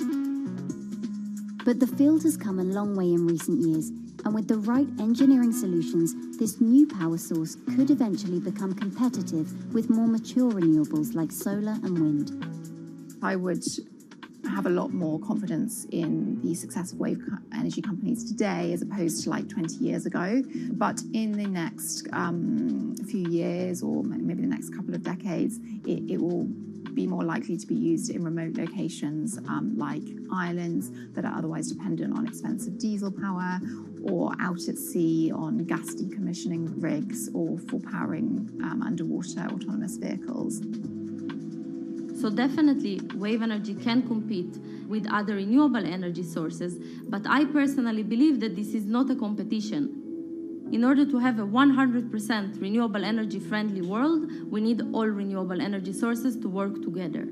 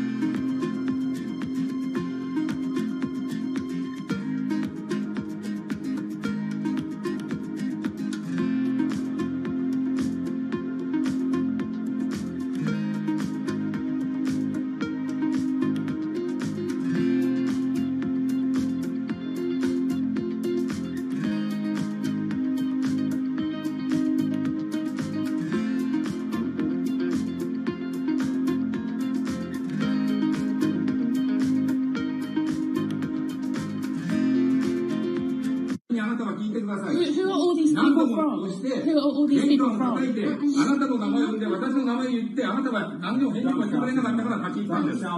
So can you please tell me? I'm not going to... please wait. You know, I've covered a lot of companies. I've covered a lot of Machiavellian companies where, you know, people play rough.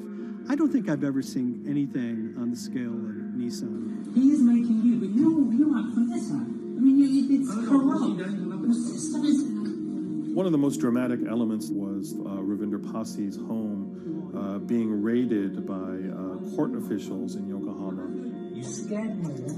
You scared my children. I worked in this for 16 years. So Rav Pasi's journey into the darkest recesses of the Japanese corporate world started when he was the general counsel, the highest corporate lawyer position in the company. In the past few minutes, Nissan has revealed that its chairman has been arrested after allegations of serious misconduct. He was tasked with investigating Carlos Ghosn. And he was told, conduct an internal investigation and get to the heart of the matter. And then along the way, he started to notice serious conflicts of interest. He is one of the few people who knows an extreme amount of detail regarding the alleged crimes by Carlos Ghosn. And he's now ready to tell his own story on the record about some of the events that happened.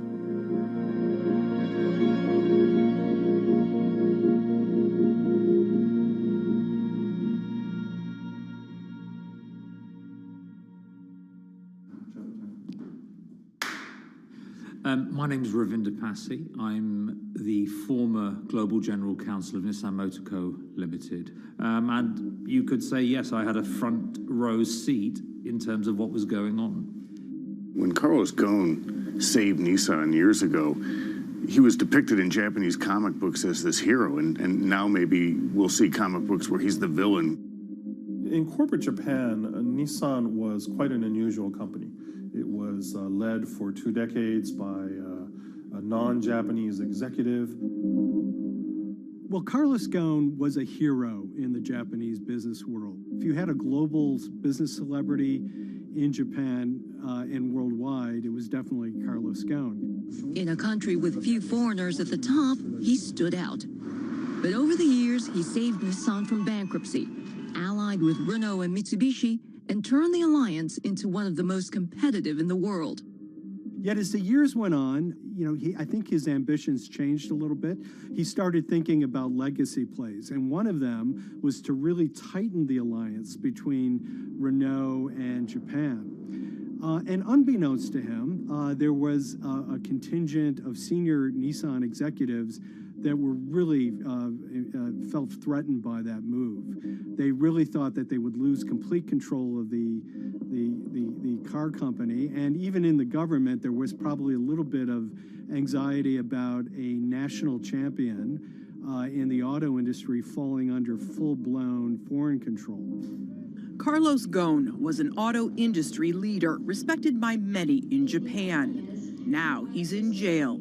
The arrest of Carlos Ghosn came completely out of the blue. This was in November of 2018. He was coming to Japan on Nissan's corporate jet for a regular executive meeting, and he was met on the tarmac by Japanese authorities who whisked him away to jail and charged him with financial misconduct crimes. So what happened was that a power struggle ensued inside the company, and somewhere along the way, it was criminalized. By that I mean that there were allegations leveled at Carlos Ghosn about the way he reported his pay to Japanese authorities, the way he handled money inside the company, that in other contexts might have been a board action, might have been handled internally. A number of executives at Nissan decided to take this difference and take it over to the Tokyo prosecutor's office, and that unleashed a chain of events that would shake the entire auto industry. So after Carlos Ghosn was arrested, Nissan launched an internal investigation into the events that led up to his arrest. So Rav Passy was tasked with investigating Carlos Ghosn, and he was told, get to the heart of the matter, find out what Carlos Ghosn did wrong and bring it to our shareholders. It's really complicated because you had various things coming out of the weeds. 2018, the investigation has started, and we become aware of matters in terms of conflicts, actions by certain individuals that cause some concern because things might not quite be what they seem. So in our story, we really took a close look at Harinada and his role in Carlos Ghosn's downfall. Harinada is one of the most fascinating figures inside Nissan. He's also a lawyer. He's originally Malaysian. Hello, Mr. Hari. And he had a meteoric rise through the company and became very, very close to Carlos Ghosn and other top figures. He had a front row seat at all the major strategic deliberations at the company. And when he discovered that Carlos Ghosn, as his final legacy play, was going to tighten the relationship between Renault and Nissan, he made a decision to go against Carlos Ghosn. And he became one of the key figures that decided that Carlos Ghosn had to go.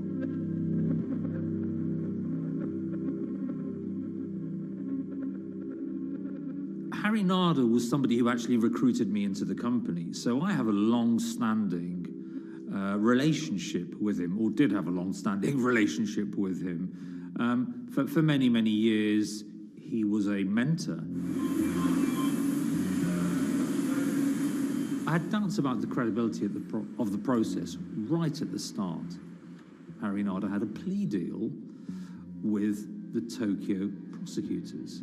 Now, that suggests he was intrinsically involved in some of the wrongdoing, or the allegations of wrongdoing, and it just didn't smell right, just doesn't sit right. So there was a basic conflict of interest. In other words, Harinada had to deliver results to Japanese prosecutors to avoid his own criminal liability, and he's accusing and leading the investigation of Carlos Ghosn. Some of the people who had been involved in the original alleged crimes were also looking into the affairs themselves. Ravinder Pasi began pointing out some of these conflict of interest issues. And the reason for that is essentially his concern was for the company. If the company's own investigation into itself was compromised, that could lead to a very weak position in various lawsuits that it was dealing with across the world. I had discussions with Harry, discussions with the statutory auditors about these conflicts, discussions with HR about some of these conflicts, because at that point, we reported into him. You know, at the time, everything was quite, as you can imagine, it was, we've got to do this, we've got to do that, we've got to move fast. But when you step back and look at some of these things, you just think, my God, what was going on here? Because me, members of my team, were being placed in immediate danger. Your chairman's been arrested, a representative director's been arrested. They both happen to be foreigners. And then now what we need to do, we're being instructed to do, is certain compliance professionals need to go into properties in Brazil, for example, and retrieve evidence. They've got to do it very carefully, because if they don't do it carefully, they're going to get convicted of criminal activities. And likewise, when a team of lawyers were commissioned to go to Lebanon. I mean, one of my immediate concerns was, why are lawyers from Nissan being sent to go to Lebanon to retrieve evidence? These are just lawyers, they're corporate lawyers from Nissan. You had revelations that a number of executives had benefited from share appreciation rights when they shouldn't have. I mean, you know, substantive amounts of money being taken by these guys when they weren't entitled to take them. And you do think, yes, how is this going to look later on? It's going to look quite concerning. So that triggered, for me, the sort of assessment that, well, I'm going to have to do something, because up until this point, I haven't put down on paper these conflicts and these issues.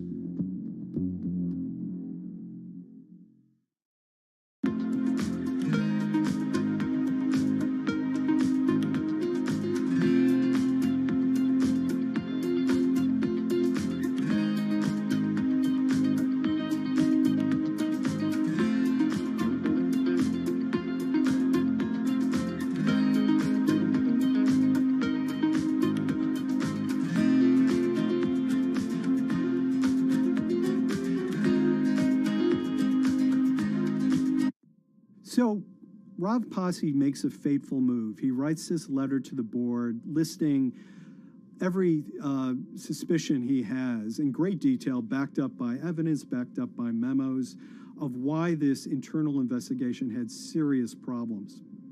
He sends the letter to the board and it's crickets. He doesn't hear much of anything. Nothing happened thereafter. Nothing at all. Just like it just gone into a black box. And he began to suspect that there was a desire, even at the highest level within Nissan, to kind of sweep these conflicts of interest under the rug. Unfortunately for me, I think, again, with hindsight, people must have thought that this is the nail that's sticking out, and we can't have this. Within 3 days of me submitting that to the board of directors, that letter to the independent board of directors, I was removed from the Goan Executive Conduct Matters. I was then told that I could not attend board meetings anymore.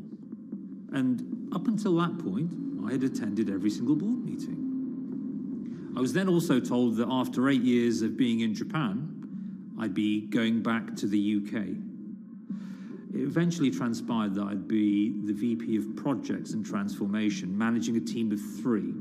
So you can imagine what this feels like at this stage. Almost an arbitrary removal from Japan, where I've lived for 8 years, had 3 children there, my family has grown up, and we've been settled there, having a few months earlier been promoted to vice president at a global level, to being almost demoted. So Pasi was essentially being reassigned to get him as far away from the internal investigation as possible, and also to a certain extent in retaliation to some of the issues that he brought up regarding the internal investigation and Harinada. What happened to Rav Pasi can be seen as a series of corporate humiliations. I mean, first of all, his immediate responsibilities were taken away from him. Eventually, he lost, the coveted general counsel title. But it didn't stop there. Toward the end of his stay in Japan, Rav and his wife were convinced that they were being followed. During that period, I'd noticed that whilst driving my car, I'd have other cars following me. First time I noticed this was around mid-March, and I was driving, I can't remember where I was going, but this grey van, small van, just literally started following me. And I noticed that there was somebody in the car taking pictures. And lo and behold, we were absolutely being followed either by people on foot or other individuals, 2 or 3, normally 2 burly men in a car, different cars at different times, following us around. They were following the family as well. And, given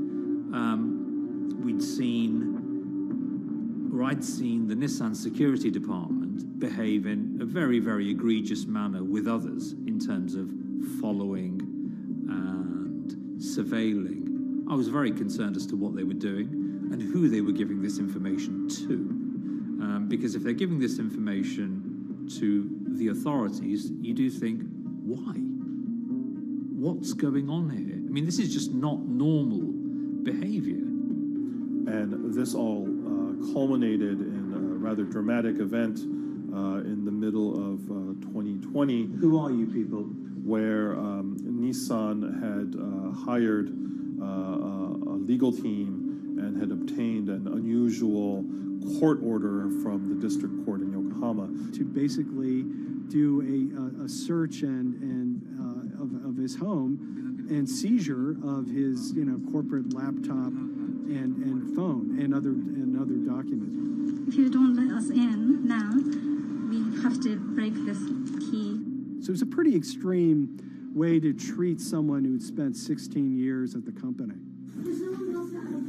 These people have all come in. We don't really know who they are, apart from the fact that I've been shown a badge that says the Yokohama court. And they're here to recover a laptop and a mobile phone.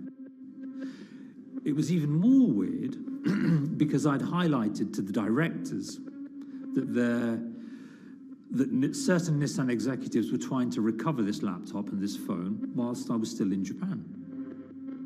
And I was very concerned because it had evidence on there that related to misconduct matters and other forms of inappropriate conduct. It was just another form of intimidation, another form of harassment, forcing me almost to leave the company and the country. Because once they'd retained and obtained these items, we were still followed, which, again, I just couldn't understand. What is the point of doing that? You know, this isn't a car company. This is not the KGB.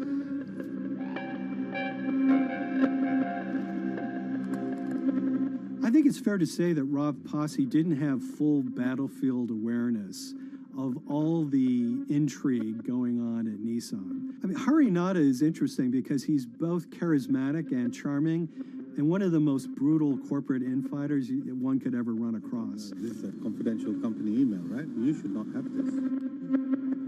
If he had fallen into line, he would probably still have his job at Nissan, be paid very well, and continued his work. A career that he spent 16 years building at Nissan is irretrievably broken. It's been smashed to smithereens. He and his family paid a huge price, certainly. But in terms of being able to sleep at night, I think, he's come out ahead. I highlighted issues to the highest levels of the company so that they could be dealt with appropriately by those in charge. There was no response to those, and there was retaliation against me.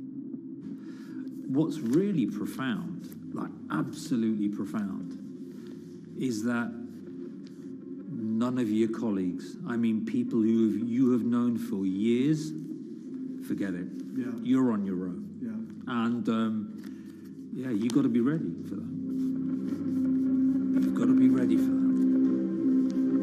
If you take it on anyway.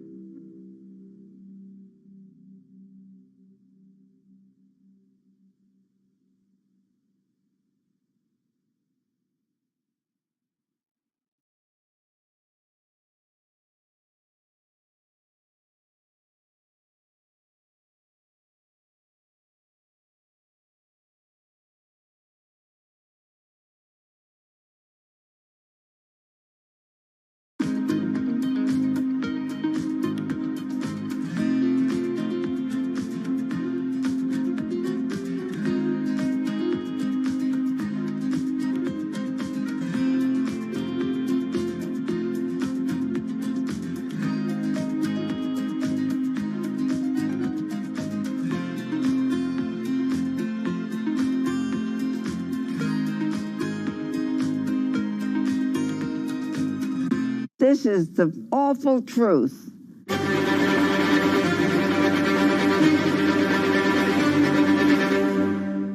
There's always someone in the family that's pushing it.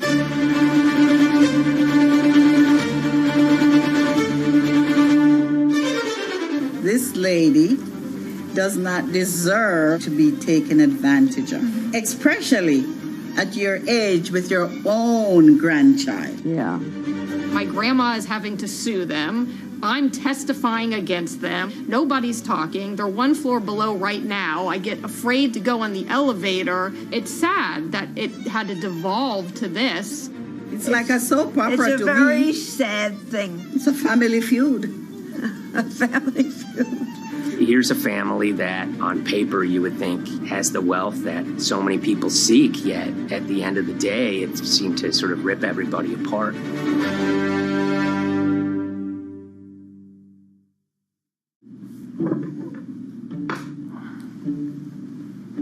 My name's Tom Schoenberg. I'm a senior reporter here at Bloomberg News, cover financial enforcement. I was approached by someone close to the Schottenstein family and asked whether or not I would be interested in writing about Beverly Schottenstein and this case that she had against JP Morgan. And it was immediately clear that there was a great story here to be told. So I started just, assembling all sorts of documents that the family made available to me. That included a diary that Beverly had begun writing when she started having suspicions about what was actually going on with her money. Beverly obtained her wealth from the Schottenstein kind of retail empire that has at times included Big Lots, Value City, American Eagle Outfitters, DSW Shoes. Beverly's husband died, and at which point they sold off their portion of the company, bringing them an enormous amount of wealth at around 1990. Estimates of her wealth were around $90 million. She, for many years, had that pool of money being managed by outside advisors. Her grandsons in the late 2000s had both graduated and were becoming financial advisors. She gave them a little bit to work with, and over time, her grandson, Evan, became the trustee of her entire estate. Managing sort of family money is not a conflict. In fact, some ways in wealth management, it's kind of how you get your start. It's kind of the seed that you need to sort of get going in the business. But Beverly started having suspicions that something was wrong probably in around 2016. Well, there were suspicious things, but taken separately without everyone talking about their own experiences, it was hard to really put it together. She had written a check to her caretaker, Dawn, that bounced. So she went down to her local Chase branch to sort of find out what was going on. She wasn't getting paper statements in the mail, so she asked them to print out a number of her statements having to do with her checking account and her credit card account. So we went to the bank and asked for the statements. And she got a whole year and going through all of them, page by page by page. And it was there she saw all sorts of charges that she said she didn't authorize or didn't know about. I was becoming very, very suspicious. I was starting to look in the money part, and that's what bothered me more when I saw that money was going. And I was not a big spender.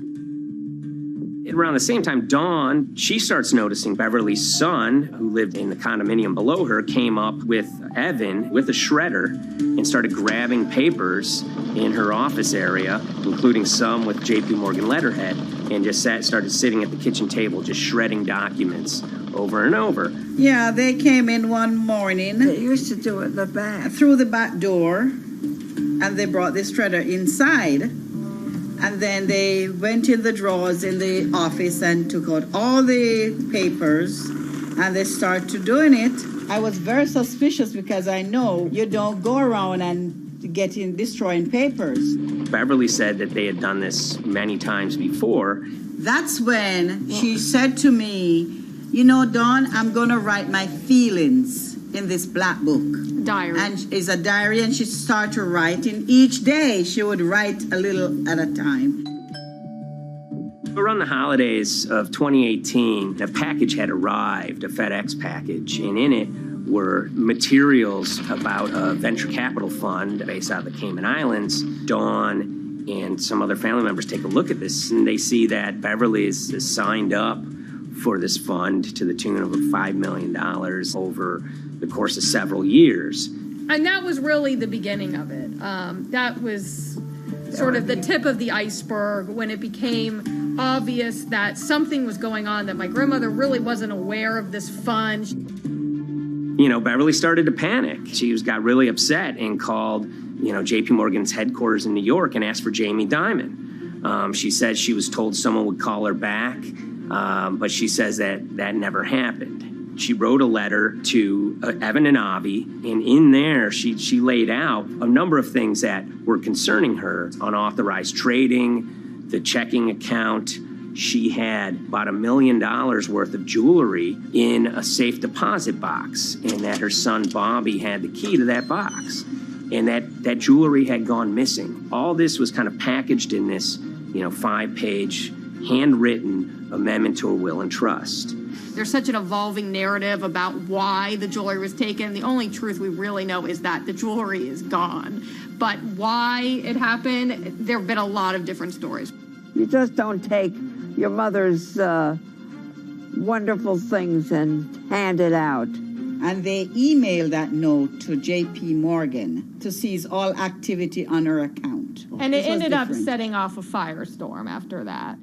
As soon as they got this email that there was a cease and desist and that she wanted to send her money and change brokerage firms, they were actually vacationing one floor below downstairs. They're there right now. The next day, Beverly's in her place. The granddaughter's still in her place visiting. Dawn is there, and up comes Bobby kind of barging through the door.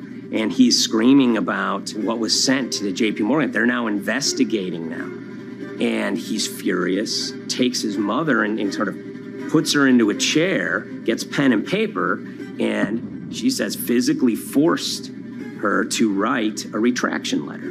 They were pushing me around. It was a scary time. I was really afraid too. I had to take her to the doctor, and she did an x-ray because she was in so much pain. The locks had to be changed. The phone number had to be changed. I really thought we were going to have to hire guards to be outside just for protection. Oh, it was terrible. Horrible scene. Beverly brought her case before the Financial Industry Regulatory Authorities, usually known as FINRA. It took several months of hearings. She sees all sorts of transactions that's going on, hundreds of them that she claims that she never knew about, never authorized, but yet were logged in JP Morgan's files as having been direct requests from her. That included the sale of a large amount of Apple stock worth several $1 million, as well as all her stock in Big Lots. Over the course of their time with JP Morgan, Evan and Avi were making all sorts of trading on her account that was generating millions of dollars in commissions for themselves and the bank, yet she was not sort of getting any of the type of gains that you would expect sort of an $80 million account in a bullish market to be able to get. They issued a ruling entirely in her favor, finding that her grandsons, as well as JP Morgan, they were liable for violating their fiduciary duty, misrepresenting themselves, and they also found that the bank and her grandson, Evan, were liable for elder abuse. Evan and Avi, they were fired from JP Morgan. They issued an award of about $19 million. I reached out for comment, and JP Morgan emphasized that Evan and Avi were no longer with the firm and that their actions do not represent the sort of values of the bank. I reached out to Evan and Avi, heard back from their lawyer saying that, they disagree with the law and the facts that FINRA kind of used to decide the case against them and are seeing if they can have it withdrawn. Her son, Bobby, wrote her a letter, said his sons weren't criminals, and he also admits to taking her jewelry. And he says he needed it to pay off some bad business debts he had. They never once came up to say, I'm sorry. If there had been an apology and some acceptance, and asking for forgiveness from my grandmother, I don't think we'd be in the position that we are now. Since the piece came out, we've received dozens of messages from people, many of whom are telling their own sort of personal tales of, kind of financial advisors gone bad, or family members who got control of an estate and abused, those within.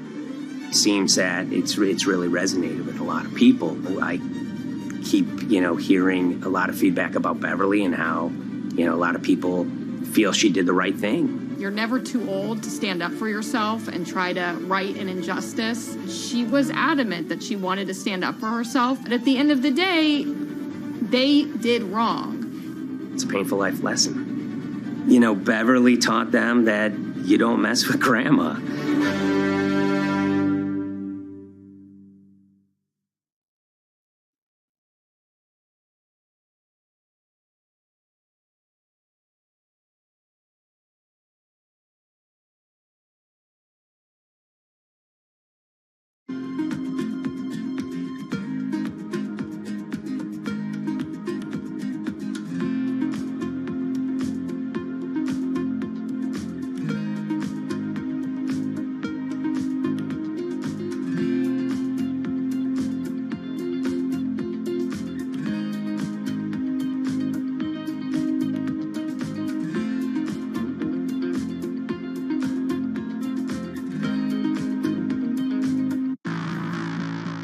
On April 20th, oil markets did something they never had before, and they crashed, went into negative territory and closed the day at minus $40. Meanwhile, in a place called Thaden Boyce in Essex, a group of 9 traders, led by a guy called Cuddles, made $660 million over the course of a couple of hours. The price of oil has collapsed to a record low. We've never really seen anything like it. WTI this morning down more than 35%. People maybe wouldn't have been so surprised if the oil price had fallen to zero, but the oil price went to minus 38. It went far lower than anyone had expected. And so lots of people in the market were saying, well, hang on, something else is going on here. A couple of months later, I started to get wind through a kind of network of sources that a tiny firm in the outskirts of London had made a huge amount of money that day and potentially had some part to play in what happened. The information we got was that 9 traders at Vega Capital London had made in the region of $660 million in one day. As a group, I think they made as much money in one day as Apple makes from its international sales in one day. I mean, it's an insane sum of money. Did they pull off a fantastic trade? Did they predict the way the market was moving and get it absolutely right? Or was there something else going on, and had they actually done something that breached market rules in a bid to sort of push the market? And that investigation is ongoing.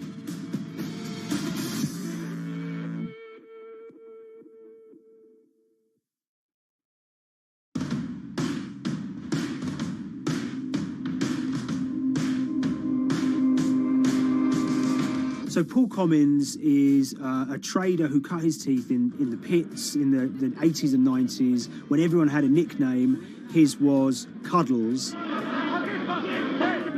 If you can imagine, that was a very sort of cutthroat type of world where people are doing, you know, hundreds of thousands and millions of dollar trades by shouting at each other, giving hand signals, and then sort of scrawling on scraps of paper. The culture of the trading pits in London was very influenced by the working class guys who became traders there. They weren't like the city bankers that had gone before them. They weren't usually Oxford or Cambridge. You know, they didn't wear Savile Row suits. They were ordinary working guys who happened to have a talent for trading. And a lot of them came from Essex. I think it was 400 traders in the pits, and Cuddles in his, you know, oil and gas pit was described to us as amongst the top 3.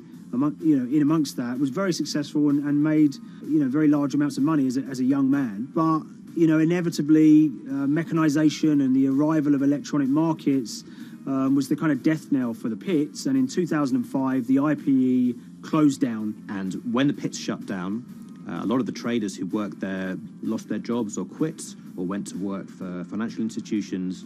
But Paul Commins decided to start his own trading collective out in Essex. Some of them are ex-pit guys, cut from the same cloth as him. Lots of them are actually sort of in their 20s, and they're his, you know, drinking buddy's son, or they're his own kids' friends from football. You know, they're young lads, hungry and ambitious, and he brings them into the fold. And fairly shortly, he's got, you know, maybe a dozen or so traders that they're independent, let's be clear, but they're all part of this collective.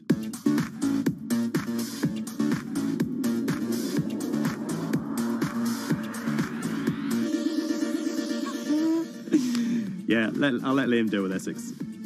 I am from Essex, so I feel like I'm free to, to get into this. Sweet, as they say. If you were to ask someone in Britain how they would imagine a kind of Essex person, they would see someone who's maybe slightly flamboyant, with a sort of Cockney accent, a sort of Guy Ritchie-style accent.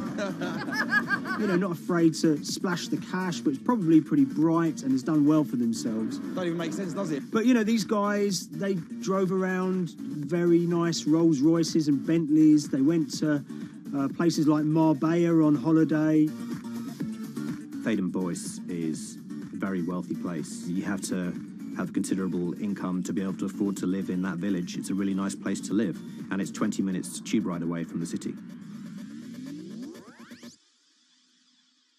Earlier in the summer, we have this lead, which is that there's this tiny firm called Vega Capital London, and they were the biggest winners from the biggest oil crash in history.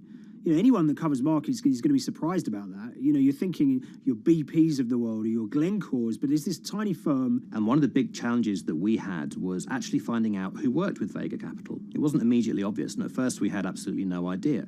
If you go to the Vega Capital website, it says it's under construction. If you do basic online searching, it's very difficult to find anyone who's publicly connected to the company. So inevitably, we're incredibly curious at this point. Like, who the hell are these people? The more reporting we did, the more it became clear that this group were connected socially as well as professionally. They went to weddings together, they played golf together, they would go on holiday together. We found out that a number of them were members of the West Ham Supporters Club in London. A few of them started companies together, so you could see all the connections between them and start to see a distinct group emerging. And it really just was this kind of shock that, this wasn't just like a hedge fund or a firm you'd never heard of. This was actually a group of buddies who all had the same experience on this day and had all made a huge amount of money. So if you're an oil trader, there's a number of different ways you can trade, and probably the most popular is Wti Futures Contract. And it's basically a contract that says, I'm going to buy 1,000 barrels of oil from you at this point in the future, or I'm going to sell 1,000 barrels of oil to you at this point in the future. It's actually just a financial contract to gamble on to predict whether oil is going to go up or down. On the 20th of April in Essex, there had been signals for a while that this was going to be an exceptional day in oil markets. And we know that some of them arose early and started their trading in the early hours of the morning while it was still dark outside. Essentially what they were doing is buying contracts that gave them an obligation to buy oil at whatever the price ended up at 2:30 p.m. So they're basically placing a bet that oil was going to fall throughout the day. But they're simultaneously selling lots of oil as well. And whether they make a profit and how much profit they make is the difference between what they buy the oil for and what they sell the oil for. Now, of course, we now know throughout April 20th, the price dropped and dropped. So this is going very well for them. They are committed to selling oil at these prices, and the prices are continuing to fall, which means they're going to be able to offset it and buy oil at cheaper at the end of the day. Now, once it gets to kind of 1:30, 2 p.m., that's when things start to get really interesting. Suddenly there's a kind of influx of buyers and sellers, as desperation increases in the market and trading volumes go up. Now at 2:08 p.m. exactly, something bizarre and unprecedented happened, which is that oil passes into negative territory. And it fell to a record level of minus $38. We've never seen anything like it, period, in terms of the contraction of the global economy. That huge gulf between what they were buying the oil for and what they were selling it for enabled them to make more money than they ever thought possible. So their profit was the difference between minus 37 and all of these positive numbers on every contract they sold. The price of crude briefly hit minus $37 a barrel. For one group of traders operating from a small office, it was a very, very profitable day. It's important to remember this had never happened before in the history of oil trading. No one could have predicted it. I can't think of another example of where you enter a trade and you get paid on both sides. You get paid both to sell and to buy. It's unthinkable. One thing we know about the Cuddles Trading Arcade is that they were very comfortable taking large risks. And, you have to be clear, this was a large risk. Yeah, we spoke to oil traders, both people that know these guys and people that don't, and they all say that this is, incredibly risky. And that's actually what stops a lot of oil traders doing trading like this. They simply aren't willing to stomach the risk. But Cuddles and his friends were. So when the kind of final calculations came down, the group of the 9 most profitable traders made $660 million or thereabouts between them. I mean, if you can imagine, I think 3 or 4 of them made in excess of 100 million each. One of the astonishing things about this trade is that 2 of the individuals who made more than $100 million in a single day were in their 20s. One of them was 22 years old. Only a few years earlier, he'd been posting on his social media about doing teenage stuff with his mates in town and going to see girls and rap music. And here he is a few years later making $100 million in a single day's trading. When me and Liam discovered that, we couldn't believe it. We couldn't believe what we were seeing.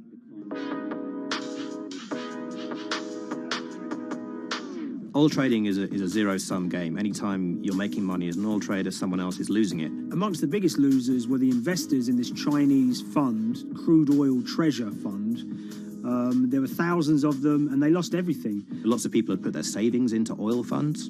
They lost money that day. Big banks and brokers who sort of stand in the middle of trading parties, they lost money that day. And another interesting thing is that oil-producing countries like Kuwait or Canada, they sell oil as an average of the WTI closing price over the preceding month.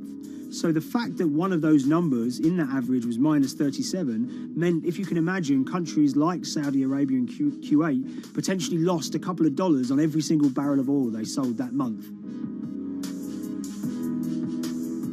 Vega Capital's traders made such an extraordinary sum of money that it was inevitable there would be some scrutiny of what they did. But it wasn't just the sums of money they made. In the vital half an hour before the settlement price was set, they were by far the biggest sellers of oil futures in the market, which is an incredible thing to think about when you consider that the other participants in that oil market are going to be the world's biggest banks, oil majors, BP and Shell, and here you have a group of 9 guys in Essex who are having this significant influence over a global market for oil. I mean, I think you have to assume that if these guys had made $7 million or $10 million, they probably would be celebrating in Essex right now. But the fact that they made closer to $700 million has meant that they are facing understandable scrutiny. We wrote individually to all the Vega traders who did exceptionally well that day, and we got a letter in response from a law firm representing the group. The law firm was at pains to point out, number one, that they haven't been accused of any wrongdoing, that they all traded independently and separately, and they'd basically all made up their own minds that this was what was going to happen in oil markets based on publicly available knowledge, and decided to execute this trade. What I love about these stories is there's a real variance of opinion, and some people will look at what happened and think that must be dodgy. They all traded at the end of the day. They all made a huge amount of money while all these people lost. That's shocking. But lots of people say these guys are at acute disadvantage. They're in a market that's inhabited by, huge technology-driven funds and firms and oil giants that have got all the advantages in the world, and when you get a bunch of Essex geezers who essentially beat the market and find a way to make a huge amount of money, they should get a pat on the back, really, because that's the dream. Since this happened, a lot of the guys have stopped trading the monthly settlements that they'd done so well at in the past. Several of them have set up new companies. They've essentially gone very quiet. Any kind of social media presence they had has kind of closed down. By all accounts, they're, waiting this out. It's certainly too early to try and predict how the regulatory investigations are going to pan out. We just don't know. There's a number of potential outcomes for these guys. Potential punishments if there are any findings of manipulation against Vega or anyone affiliated with it. Might be you could be fined, you could be banned from trading, and in the most extreme cases there have even been criminal prosecutions in the past of people who have been found to have been manipulating the settlement and misconduct related to trade at settlement. There are other outcomes too. One obvious one is going to be they're able to walk away from this life-changing trade with all the money that they made, and celebrated as heroes in the trading community. That, you know, they'll go down as legends.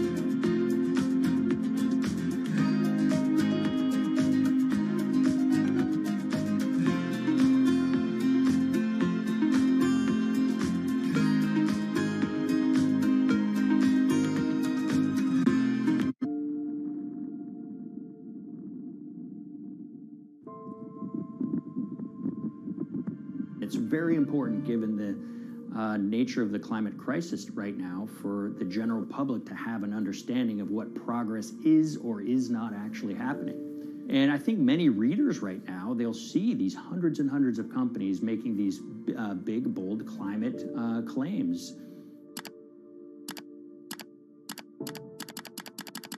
And they would be forgiven to think that, you know, we're well on our way to meeting the emission reduction trajectory we need to be on. And the reality of the matter is we're just not on that trajectory. And a key reason for this sort of disconnect is the use of offsets that aren't doing what they claim to be doing. We have a massive potential for sort of willful blindness. We can convince ourselves of things regardless of what the facts are. And so that's what tends to happen in these cases. It's not that anybody is setting out to commit climate fraud. They sort of walk themselves into a situation and they convince themselves of one thing, and that allows them to convince themselves of another thing. But at the end of the day, they're doing something that makes no sense at all.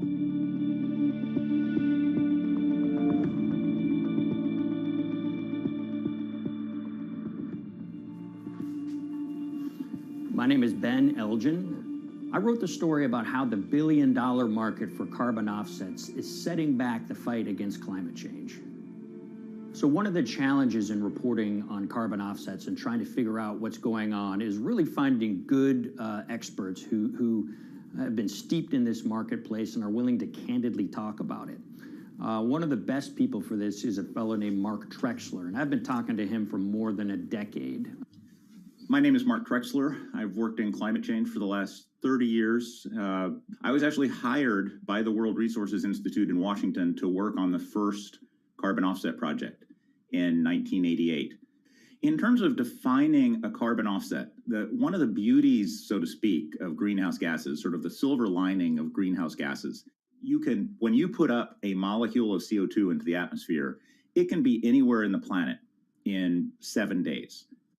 And therefore, you know, if there's an option to reduce emissions on the other side of the planet, and you can do that very cheaply as compared to doing it in your factory, for example, then why not pay that person, that factory on the other side of the planet to reduce their emissions?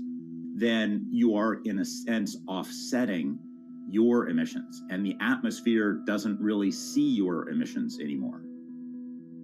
So carbon offsets have been around for quite some time, and they were actually key with these international climate agreements, such as the Kyoto Protocol, which mandated the wealthiest countries reduce their greenhouse gas emissions. The treaty was signed on the 11th of December, 1997. Decided. The business community in general saw carbon offsets as a huge opportunity to comply with whatever policies and measures might be coming down the pike on climate change much more cost effectively. We've seen a huge surge in companies making big proclamations about how they're going carbon neutral or zeroing out all of their carbon emissions. We're going to reduce our carbon footprint to net zero. Unilever is committing to net zero emissions. We can achieve a net zero emissions world. We began looking at these corporate claims of dramatically reduced emissions, and we noticed so many of these companies were using carbon offsets to achieve these aims. And as we began to look at the carbon offset projects themselves, what we found is that the environmental benefits claimed by these companies are not actually what they seem to be.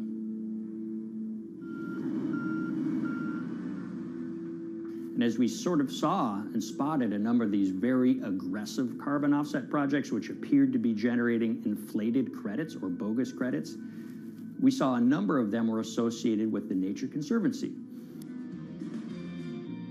This surprised us. The Nature Conservancy is the world's biggest environmental group. They have about $1 billion a year in revenues, and they've been around for 7 decades. They've preserved about 125 million acres of land, and they've done so many good works over the years, and they've been very strong in terms of working with corporate partners. The Nature Conservancy has taken a different approach, a very pragmatic and pro-business approach. They will not go out and criticize a big polluter, but they're very happy to work with them. Some might say that, well, that's selling out, but others would say, and those at the Nature Conservancy would say, these companies have deep pockets. They can help fund important preservation work, and we have absolutely no problem working with them on this stuff. So companies are very warm, and they've partnered with the Nature Conservancy for many years. And yeah, it definitely lends a sheen of credibility to these projects. Here's 20 new reasons to visit Disney World this year. 1, 2, if you look at, for instance, Disney, that's a sprawling company with theme parks and cruise lines that burn up diesel fuel. They have office buildings and television studios that consume electricity. So these companies are trying to make major reductions in their carbon footprints, but it's very difficult to change these fundamental ways their businesses operate. So Disney has been a big buyer of carbon offsets that are orchestrated by the Nature Conservancy. One of the projects that they buy from is called Pennsylvania Ridges. And that's a plot of land. Most of the land is actually about a 3-hour drive outside of Philadelphia. Interestingly, this land, 3,000 of these acres, was actually acquired by the Nature Conservancy in the late 1990s. This land was imminently threatened. There was a pending logging contract on this land. So they do what they've done so well for all of these years, which is they go out, they raise money from local philanthropists, and they go buy this land to protect it from developers and loggers. And at the time, according to an archived version of the Nature Conservancy's website, when they were proudly announcing this deal, they said, these threats have been abated because of this acquisition by the Nature Conservancy. So it's really interesting now, fast forward 2 decades to earlier this year when they put forward this carbon project. And if you look through it, this land is a key part of that carbon project. And what they're now saying is this land is now, once again, imminently threatened. 72% of the trees are going to be cut within 5 years. Now, this is just astounding because this land is owned by the Nature Conservancy. They do not clear-cut land that they've bought through philanthropic donations. So this scenario that they've put forward to get carbon revenues is not really plausible. And what that means is when you have Disney coming in and buying these credits, when it eventually lowers its carbon footprint because of these credits, well, that won't be a credible or truthful claim by Disney.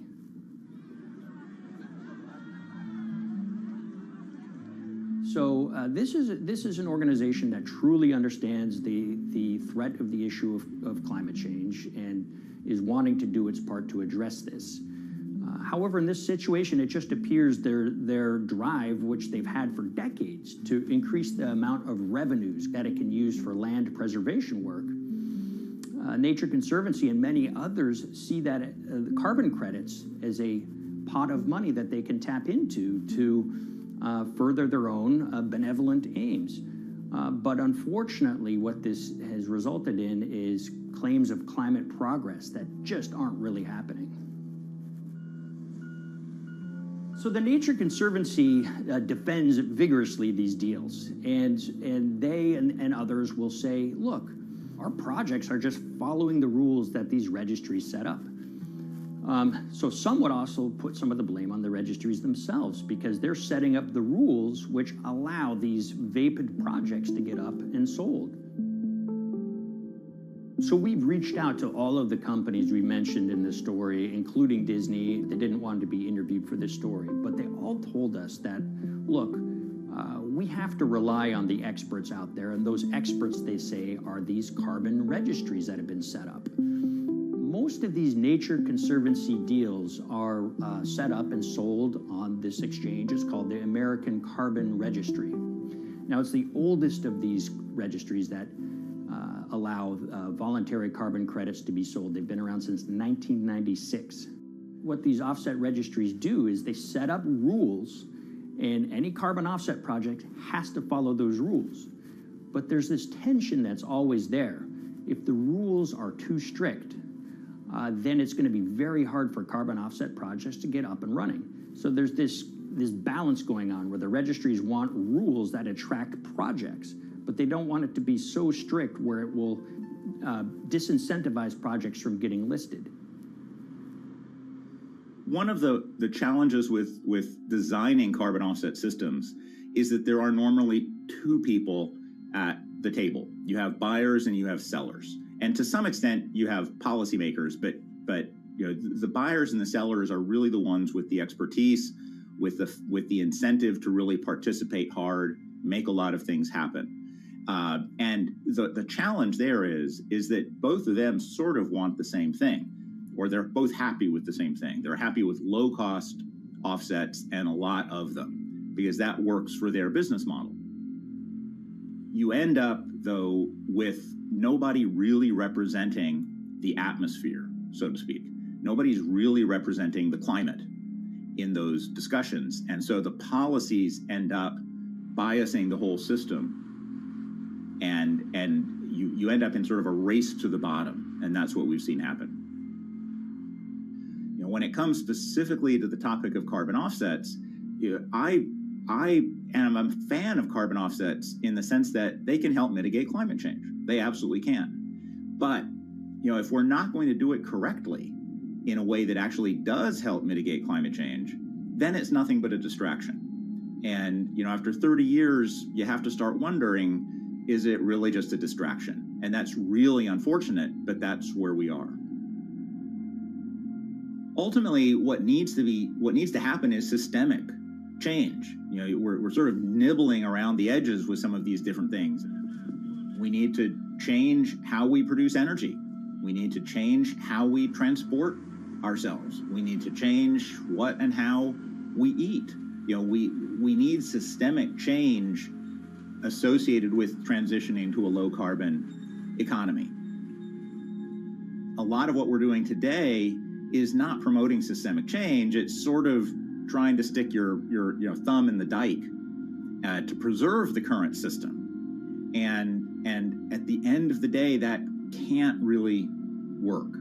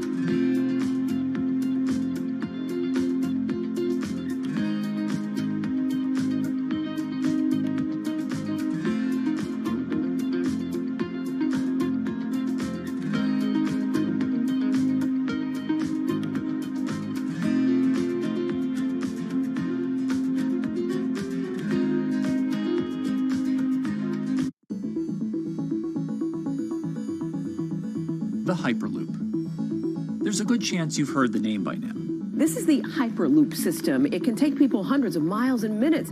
The Hyperloop, a series of tubes that would transport people in pods at ultra-high speeds over long distances. It's a remarkable new form of transportation that can whisk people from city to city in a flash. 29 minutes from New York to D.C., 30 minutes from L.A. to San Francisco.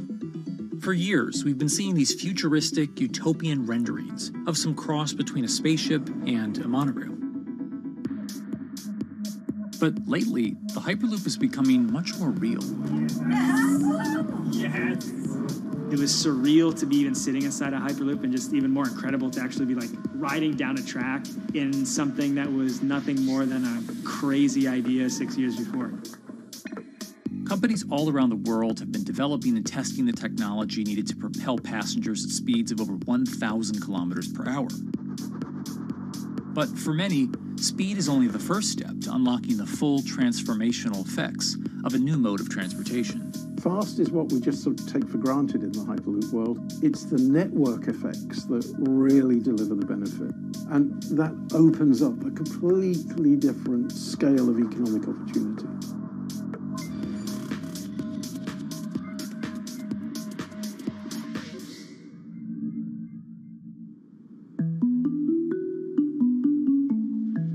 We've got planes, trains, automobiles, and boats for getting around Earth. But what if there was a fifth mode? And I have a name for it, which is called the Hyperloop. The Hyperloop? Hyperloop, yeah. In 2013, while riding high on the growing success of Tesla and SpaceX, entrepreneur Elon Musk released a white paper outlining the basic framework of the technology he called Hyperloop. The basic idea goes a little something like this. A tube reduces the air pressure to a near vacuum-like environment. A Hyperloop pod is then suspended in the tube, usually by magnetic levitation. The whole pod can then be propelled forward. Because there's no traditional friction sources like air resistance or rolling friction that would push back against the pod, the Hyperloop is able to move at incredibly high speeds and do so fairly efficiently. Despite its futuristic name, however, the general concept behind Hyperloop is actually pretty old. In fact, New York City's first attempt at an underground public transit system in the 1870s was based on a similar principle. The pneumatic transit system was short-lived, however, only stretching one block and topping out at a rather leisurely 10 miles per hour. While Elon would make some 21st century improvements to this concept and bestow a very 21st century name, he wouldn't end up pursuing the technology itself, instead electing to focus his efforts on something a little bit deeper, literally digging the requisite tunnels via his boring company. It would take another billionaire industrialist who dabbles in spaceflight. No, wait, not that one. Yeah, that's the one. After Richard Branson would make a large investment in the company Hyperloop One, it would be renamed to Virgin Hyperloop. What we've always been trying to do as a company is show that this technology could work, that it could be made safe, and that ultimately it's something that's happening in the next couple of years, not the next 20 years. Josh Geigel is the co-founder and CEO of Virgin Hyperloop. In a familiar tech startup story, he's seen the project go from a garage to a large-scale testing facility outside of Las Vegas. So we started building the first kind of Hyperloop system in 2016. We've done a lot of work, about 500 tests that we've done on that over the last 5 years. And what we realized that we need to do is take that technology, show that it can be commercial, so drive the cost down, improve the efficiency, improve the performance. But the key thing is actually making it approachable and safe for individuals. In order to do that, Josh, along with Virgin's head of passenger experience, Sarah Lucian, bravely volunteered to take the inaugural ride. What her and I were realizing is we're the first two people sitting in a Hyperloop. The only type of people that have gone through this environment are in spacesuits, and there we are in just normal clothes because of the system, the safety of what we've designed. 3, 2, 1, launch. And then once we started going, you felt a bit of acceleration. We accelerated a little bit harder than we would in commercial. It'd be like a sports car. Yes. We got to about 108 miles an hour on that test. And it's a short run. It's about 500 yards or so, and came to a stop. The test, lasting only about 20 seconds and covering only a quarter of a mile at just over 100 miles per hour, is a long way away from a true functioning Hyperloop. But as for optics, it's a crucial step for the future of funding. The number one question we got from investors or from project proponents or just people in general was is a Hyperloop safe? And what better way to show something is safe than by actually getting people on it. But convincing investors and governments that would likely be fronting some of the construction costs for an unproven technology is no easy task. First and foremost is the question of safety. Most people don't know how an airplane works, but yet they get on an airplane. They get on an airplane because, it's faster than driving, and most importantly, they've probably gotten off of one before, they've seen someone get off of one before. And so what we set out to do was actually show that Hyperloop could be safe with two normal people, not astronauts, not adrenaline junkies or test pilots or anything like that. Two normal people getting on a Hyperloop, and then most importantly, those two people getting off. But beyond safety concerns, constructing Hyperloops will undoubtedly require a significant capital investment to the estimated tune of around $60 million per kilometer of track. So a track from San Francisco to Los Angeles, for example, is likely to come with a price tag over $10 billion. And before large governments are willing to come in and front those costs, investors who are funding Hyperloop development must accept it as a long-term mixture of technology and infrastructure investing. Investors that are used to short returns because you're developing apps or something to that effect, those aren't the investors that really get excited about Hyperloop. What you start to see is the people that are looking at platform technologies, right? So this idea that because the smartphone existed, Uber could exist, right? So who are like the Vanderbilts of this century? And that's the part where you're going to get a lot more no's than yeses. But those people that have the ability, the fortitude to stick it out, to see the game-changing platform here, those are the people that we're looking for. And since we've done that passenger test, there has been a lot of interest that's really, this is a lot sooner than I thought.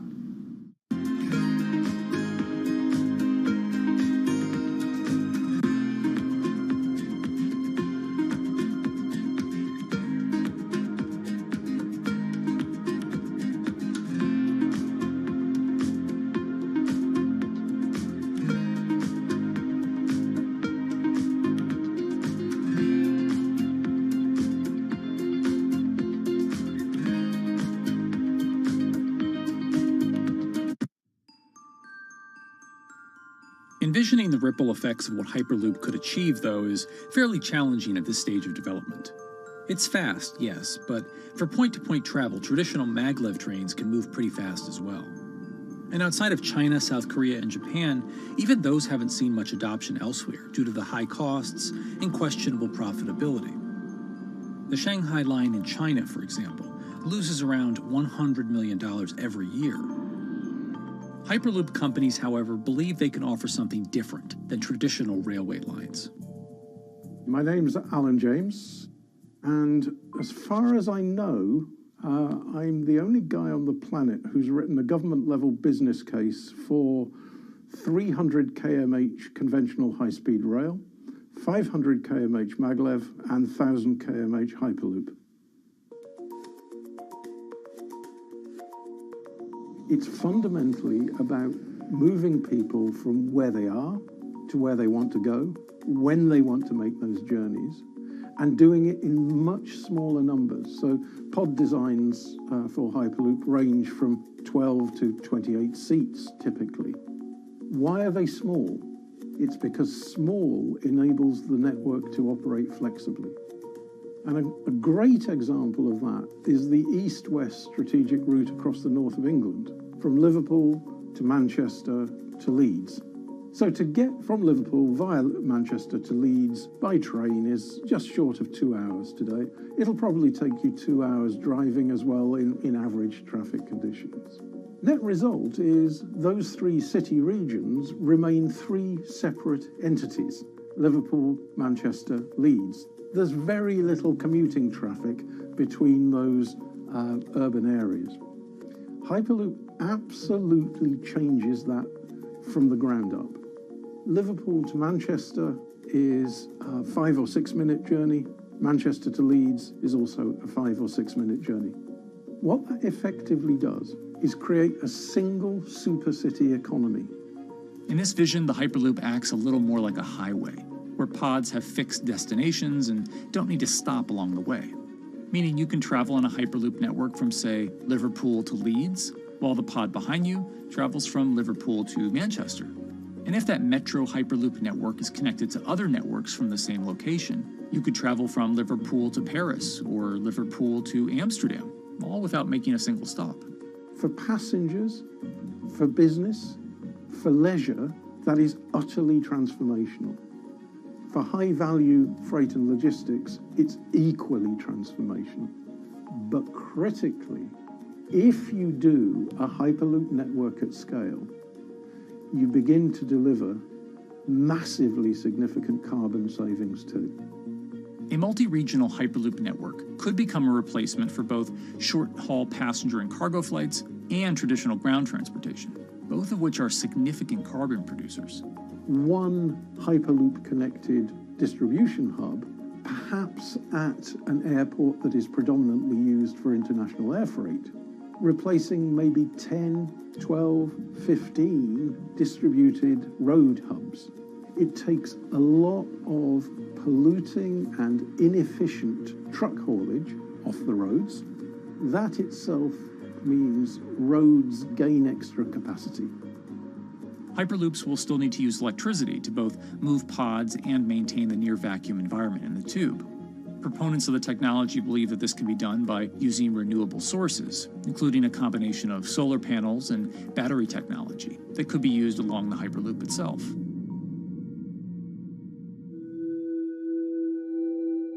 But even with all multipliers of time and carbon emission savings that a Hyperloop network may provide, the investment capital required to actually build such a network becomes even more economically and politically daunting.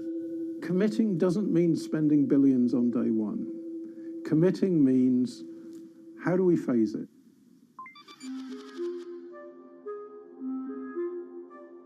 One company in the Netherlands is working to develop that technology, and perhaps more importantly, the international coalition needed to make the Hyperloop network a reality.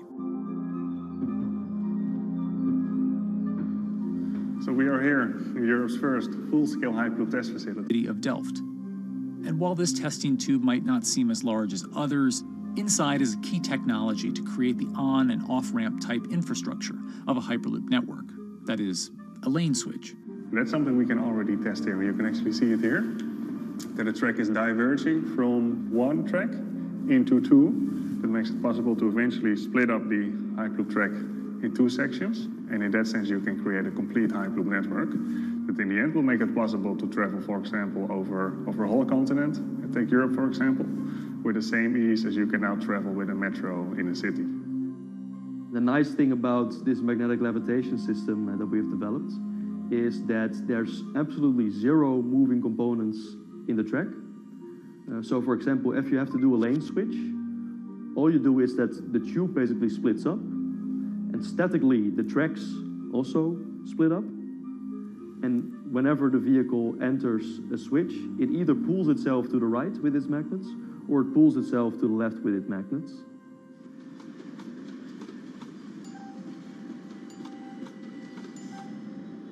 Lane switching on traditional rail requires the physical movement of the rail. Even modern magnetic levitation tracks use lane switching techniques in order to transfer trains from one track to another. And this is a very crucial element because this is the thing that limits the capacity and, in the end, the usefulness of the rail network. Because the moment that a track is switching, that means that at that moment you can achieve a very high frequency and basically have your vehicles moving and merging in and out of the network very much like a highway. For now, though, HART's physical testing has been limited by the size of their tube.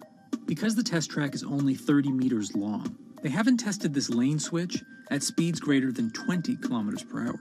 However, the company is working to build a new test site where it plans to increase that testing speed to 300 kilometers per hour. We're now in a phase where we have proven most of the most important technologies in the test facilities that we already have. And we have also demonstrated the viability and the feasibility of a network. If you look at all the subsystems that it consists of, most of those are proven systems, already demonstrated in lab conditions. So we don't really believe that the technology itself is going to be the biggest challenge. Because for all Hyperloop companies out there, actually building a Hyperloop system requires more than just a good product. We're talking about the safety aspects, we're talking about integration into the environment, we're talking about the social aspects. Do people feel comfortable traveling in such a system? So it's about all these different aspects, and the complexity is really getting all the different stakeholders that are relevant and that do need to contribute to bring this to market, to get them all following the same roadmap.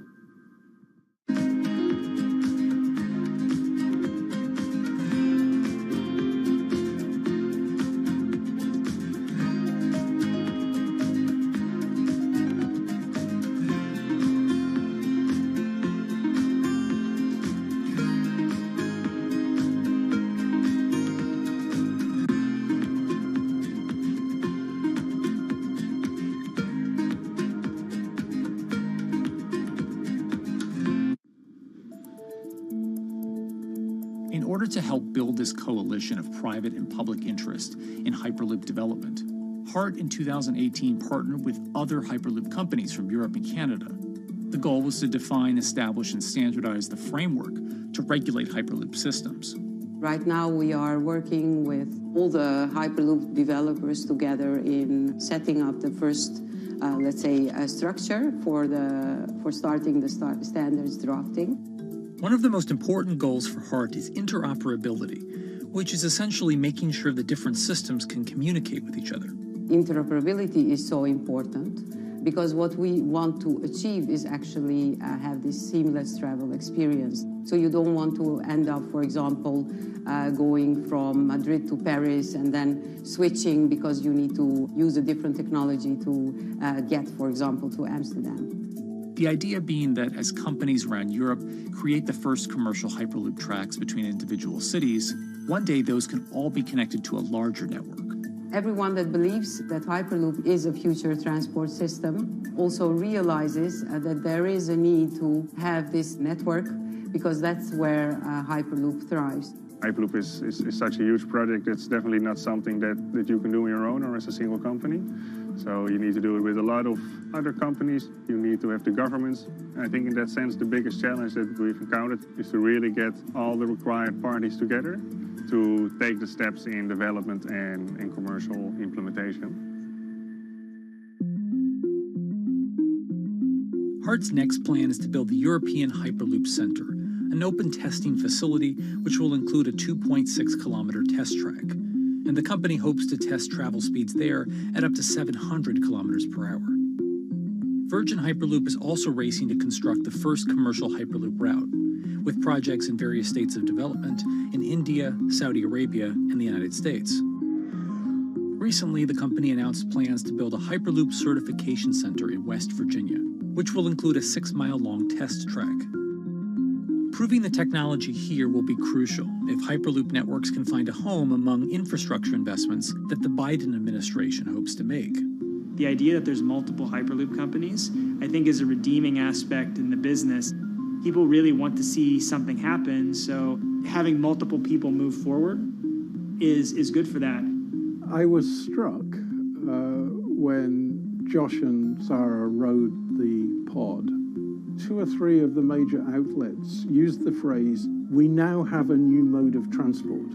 And although all of that technology had existed before those 2 human beings rode it, it was the moment at which those 2 human beings traveled that short distance down the tube that in popular imagination, Hyperloop became a mode of transport. The metaphor I use with my team is that, the Wright brothers were first, but none of us fly on Wright Brothers Airlines anymore. If you don't continue to innovate, you're not going to be around, and so we'll continue to be at the forefront of building Hyperloop. Back in 2013, Elon had an idea. I think the difference now in 2021 is some brilliant engineers have spent real time grinding out the details. And I thoroughly expect the next 3 to 5 years to be decisive.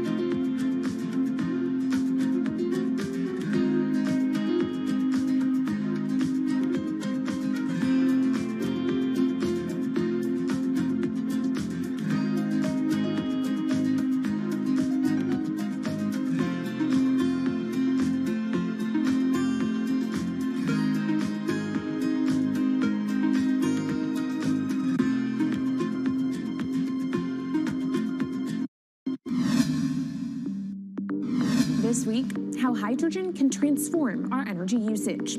We'll look at why the universe's most abundant element could be a game changer in the climate revolution. Hydrogen technologies are not new. They are used in other sectors. We use them in space, on our rockets, and we don't need the laws of physics to change to be able to use hydrogen on our planes. From iron ore to green hydrogen, one of Australia's richest men tells us about his pivot to sustainable energy. Let's take action. It's practical, it's implementable. Let's do it now. Plus, the hydrogen revolution. We'll speak with the CEO of Italian utilities firm Snam about his new book and how green hydrogen could be competitive within 5 years. Costs are coming down and people are waking up to the fact that it's the only way to decarbonize certain sectors. From Bloomberg's global headquarters in New York, I'm Kaylee Lyons, and this is Bloomberg Green.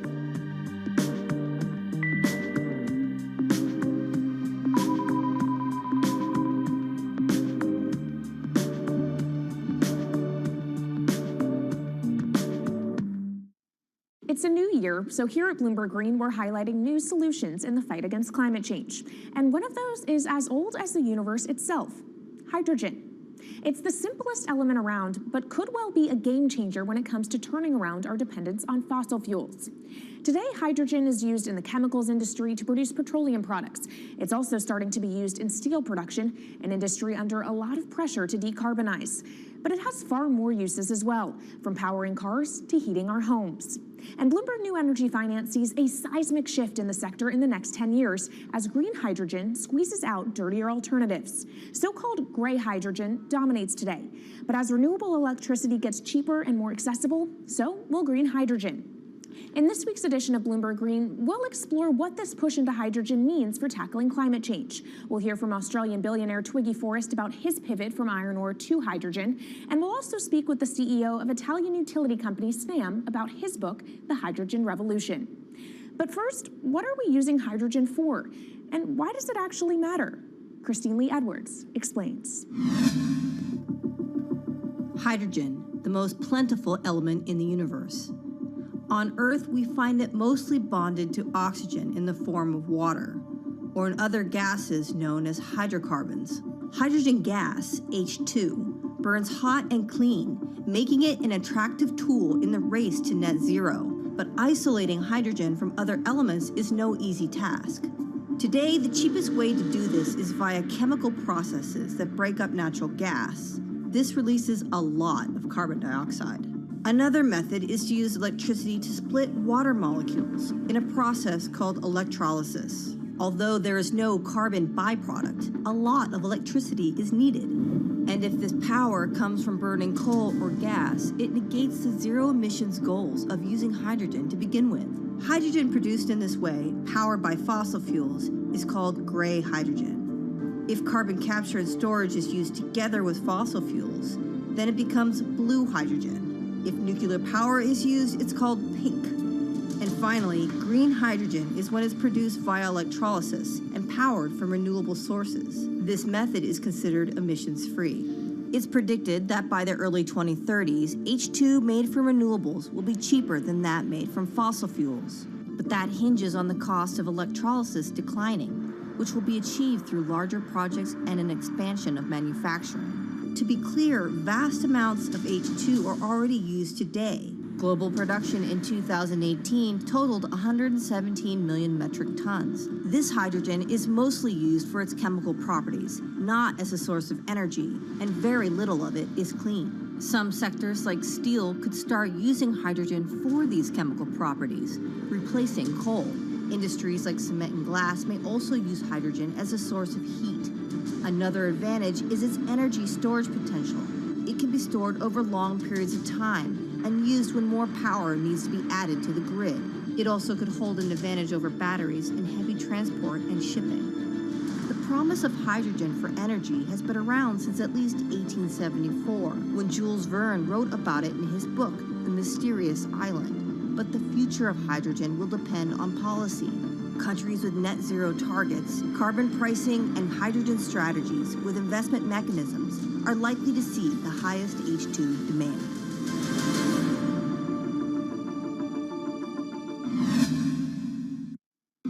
That was Bloomberg's Christine Lee Edwards explaining what hydrogen means for the energy transition. But how are businesses approaching the sector? Well, one of Australia's richest men is making a big play into hydrogen. Andrew Forrest, better known as Twiggy, made his fortune from iron ore, being the chairman, former CEO, and major shareholder in Fortescue Metals, one of the world's biggest miners. But after having made over $10 billion in profit from the metal in the last fiscal year, Twiggy wants to transform Fortescue into a clean energy company. He's been scouring the planet in search of investment opportunities in hydrogen and renewables. The firm plans to allocate up to 10% of its annual profits for green energy investments and is exploring projects across the globe, from Indonesia to Argentina. Francine Lacqua caught up with Twiggy Forrest. There's only one type of clean hydrogen, all the rest is dirty. Yeah. That is green. If you just say green hydrogen is clean, the rest is dirty, then you've actually nailed it. And, you know, anyone else who produces any other rubbish, any other argument, just look them in the eye and say, why is global warming accelerating if anything you're saying is true? And then you'll know, actually, it's greenwashing. Yeah, but there's a lot of greenwashing because I keep on being told it's a transition. We can't just, make the transition at a click of a finger. So what are we doing wrong? What can we do better? I don't remember the personal computer having to transition the typewriter. I really don't remember that. I don't remember the smartphone having to transition the pocket calculator and the old landline. You know, its transition line is complete rubbish. The lie got put to it 2 days ago when JCB, a really loved British company, every right for the country to be proud of JCB, and Fortescue, holding a bit of a similar reputation, fantastic track record, everyone's done super well from Fortescue, huge balance sheet, super strong. When those two companies got together and agreed a $7 to $9 billion agreement per annum, right, then that's a real wake-up call to say, hang on, green hydrogen is obviously commercial now.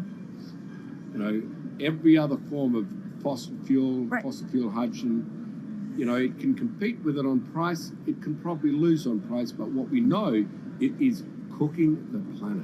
And only green hydrogen, zero methane, zero carbon in the supply chain. Don't worry about the molecules in the supply chain. But at the moment, we're not even phasing out coal, if you look at the G20 communique. So we have a long way to go to talk about only using green hydrogen. Yeah, so look, I have a call, which I'd like to make now, that the world should not fund any more coal-fired power stations, coal mining projects, ever. We should wind them down as quickly as possible because they are cooking the planet just like grey and blue hydrogen is cooking the planet. Yeah. You know, hydrogen, which is not made from renewable electricity, is releasing 10 to 16 times more carbon, let alone the methane, which is worse, than it is hydrogen. So we've just got to stop doing things which are self-harming under the guise of greenwashing. So why are leaders so slow? Even if you look at the appetite for ESG investments, they're growing exponentially, so are emissions. So where are we allocating capital? Okay, so take the recent G20. There's probably a reason why there wasn't strong action coming out of the G20 because people were not aware that major transactions between large companies were taking place now on green hydrogen, that actually this pollution-free all the way to the supply chain fuel was now being transacted at multi-billion-dollar scale. If they'd known that, I don't believe any sovereign leader or any energy minister or climate change minister could not take ultra seriously that green hydrogen is now here to stay. It's broken through. History has been made. It will never go back. Okay, what is the one thing that you would tell leaders today and business leaders? How do we transition faster than what we are now because we're at real risk of missing our targets? Oh, so that's really simple. You stop funding, you stop subsidizing, you stop using money into fossil fuels. It could be carbon sequestration, it could be fuel rebates, could be anything. Hundreds of billions of dollars getting ashed while we ash the planet on fossil fuel subsidies. Because we haven't had that renewable electricity, we haven't had that green hydrogen, we've kind of been pushed down. It's all sorts of excuses. Oh, it'll never be commercial, it'll never be supplied in the quantities we need it, you know, blah, blah, blah. Now we know, let's take action. It's practical, it's implementable, let's do it now. okay, if we do it now, is there going to be a shock to the energy system? Is there going to be a shock actually to economically? And is it worth, not talking about transition, just going from A to B? Yeah, it's a fantastic question. A to B is the solution. Let fossil fuels do what fossil fuels do. Just burn their coal, burn their oil, burn the gas. At least they're pumping up carbon and methane into the atmosphere honestly. Well, not that honest because they don't measure methane, which is 90 times worse than carbon. But at least the carbon is being done honestly. Encourage the green hydrogen sector to come in really fast. Okay, it's there. There's renewable power all over the world. We now know how to make electrolyzers much cheaper, like 25% of the original cost. We know how to do that now. We don't have an excuse to get into it. Does it need to be cheaper than oil and fossil fuel for it to be viable worldwide? Well, right now it is. Okay, so let's just swallow that bit of financial data. Right now it is cheaper, and it's getting more cheap. It's the only fuel you know Mr. Force, which is declining in value. You don't have enough of it, right, to power the world? Yes, that's only because we haven't had policies to support it. If we had policies to support it 5-10 years ago, it would be everywhere. You'd see the global warming budget start to come down. Yeah. Now, we've got 5 or 10 years to make a huge difference. I need policy leaders all over the world to appreciate now, okay, big business is transacting with green hydrogen in multi-billion-dollar agreements. We now know it's here and it's here to stay. Let's spread it everywhere. Coming up on the program, the hydrogen revolution. We'll speak with the CEO of Italian utility firm Snam about his new book and why he thinks green hydrogen will be competitive in just 5 years. Plus, how are airlines working to become more sustainable? We'll look at how Airbus plans to step up in the climate fight. This is Bloomberg Green.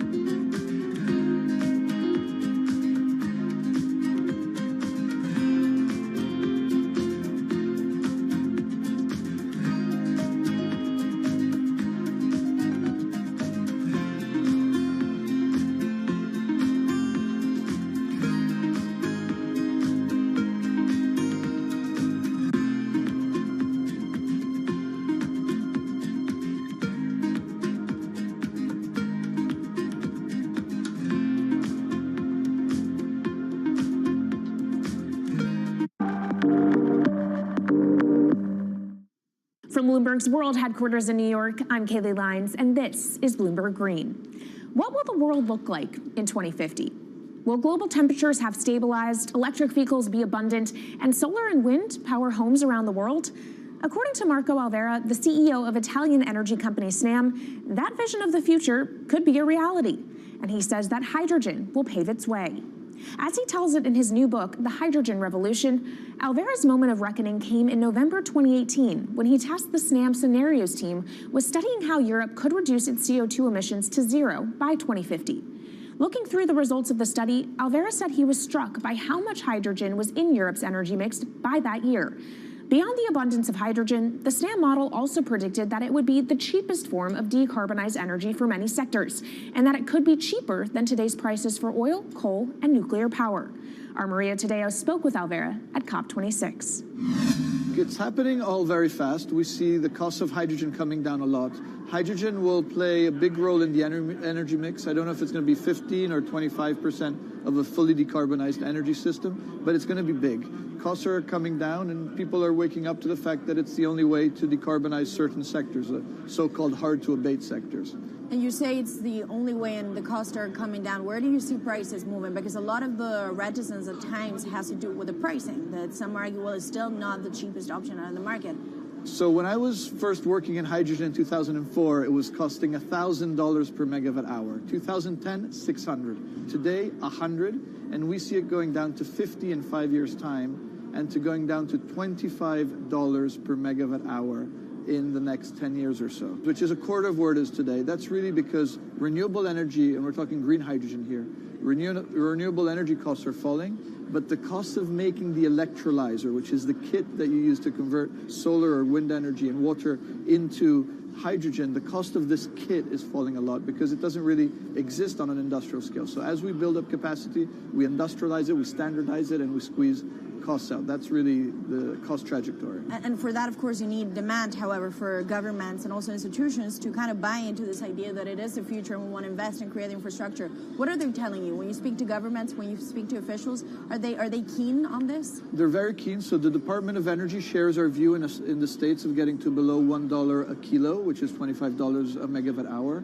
The European Union has a hydrogen strategy, which is very clear, and several member states have the same. Chile wants to export a lot of hydrogen. China's big on hydrogen. Australia is very big on hydrogen. Japan is blending already hydrogen. So I would say the world is now really focused on this because it's the only way to store energy for a long period of time economically is to convert it into either a liquid or a gas. And of course, you talk about the price, but the other big component is the volume. You know, how big can you go? Where do you see that on a time scale? So wherever it's sunny or windy, you can produce very cheap hydrogen eventually. And so compared to oil and gas, which are concentrated in few parts of the world, it's going to be very democratic from that point of view. So every sunny place, every desert, every ocean wind can be turned into hydrogen that we can put on ships, in pipes, and really start trading it around the world. So it's going to happen a lot faster than a lot of people think. So, and when you say a lot faster, what is that in time? As I said, $50, which is essentially oil parity within 5 years. And then, depending on how quickly we ramp it up after that, we could get to $25, which is coal parity before the end of the decade. And in big scale. In big scale, because once you get to coal parity, that's the only way we're going to get China and India to stop burning new coal. We have businesses in China and in India, and I see a lot of hydrogen development, a lot of renewable development in both countries. The India announcement was incredibly strong on 2030. Some people were upset about the 2017 net zero deadline, but when it comes to 30, he announced a big commitment to get to 50% renewables. Were you surprised by it? I was surprised that they would make it so explicit, and even the net zero is a big thing for them. And so I think it will happen faster than 2070 because of the falling cost of renewable and hydrogen. India's burning 80 gigawatt of oil, of diesel, to keep the lights on. So there's an immediate opportunity there, and we're very interested in working in that country. And with regards to China, perhaps the fact that we haven't really seen them active, I guess the diplomats are working on this, but we haven't really seen the leadership. It's going to be technology, it's going to be industry. I think China has committed to a net zero, which is very important. At the G20, China was clearly behind the 1.5 degrees. So I think a lot has been achieved between the G20 and COP, and I think what's really important is to see in the coming years how quick it's in our hands to make part of this happen in 5 years, or it could otherwise happen in 15, 20 years. It's about building the projects. The capital is there. We saw how many trillions of dollars are already committed. What's missing is really the projects, and that's where companies like us step in. Marco Alvera, CEO of SNAM there, speaking with our Maria Tadeo. Let's turn now to the aviation industry. It's a big contributor to global greenhouse gas emissions, and it's under pressure to change that. In October, the International Air Transport Association, a trade body representing airlines, approved a target of achieving net zero emissions by 2050. To achieve that, many airlines in the US and Europe are looking to buy sustainable aviation fuel made from renewable sources like used vegetable oil. Initiatives like these are pushing plane makers to come up with some radical new aircraft that will eventually cater to our growing appetite for travel without hurting the environment. We took a look at how Airbus, the world's #2 aircraft manufacturer, is stepping up to the challenge. How long until we can fly emission-free? Airbus says it's more confident by the day it can be done by its 2035 target. Airbus's CEO spoke about its ambitions for hydrogen-powered planes at the company's summit in France. The physics works. Hydrogen technologies are not new. They are used in other sectors. We use them in space on our rockets, and we don't need the laws of physics to change to be able to use hydrogen on our planes. So every day we become more confident, but we think we need to have a plane, we need to have the right fuels, the hydrogen available in the right quantity at the right place at the right time, and we need the regulations to be ready. So we really need the work and the collaboration of many people around the globe to make it happen on time. But it could be a long wait until green passenger jets go mainstream. Larger aircraft with more than 150 seats are not expected to feature globally until about 2050. That means manufacturers and airlines today are under growing pressure to ramp up short-term innovations to cut their carbon. In the long term, meeting the ambitious plans for so-called green hydrogen means building a giant industry almost from scratch. To make that happen, British airline EasyJet is among those saying governments need to get involved and fast. Aviation's emissions over the last 3 decades leading up to the pandemic grew by about 80% to over 1 gigaton, and that's projected to double by 2050. According to Bloomberg NEF, about half of the airlines with the largest global market share have set net zero targets by that same date, nearly 3 decades away. Coming up, from blue sky projects to the bottom line. We'll speak with our Bloomberg NEF expert Meredith Annex and dig into their models about how hydrogen fits into the future energy mix. This is Bloomberg Green.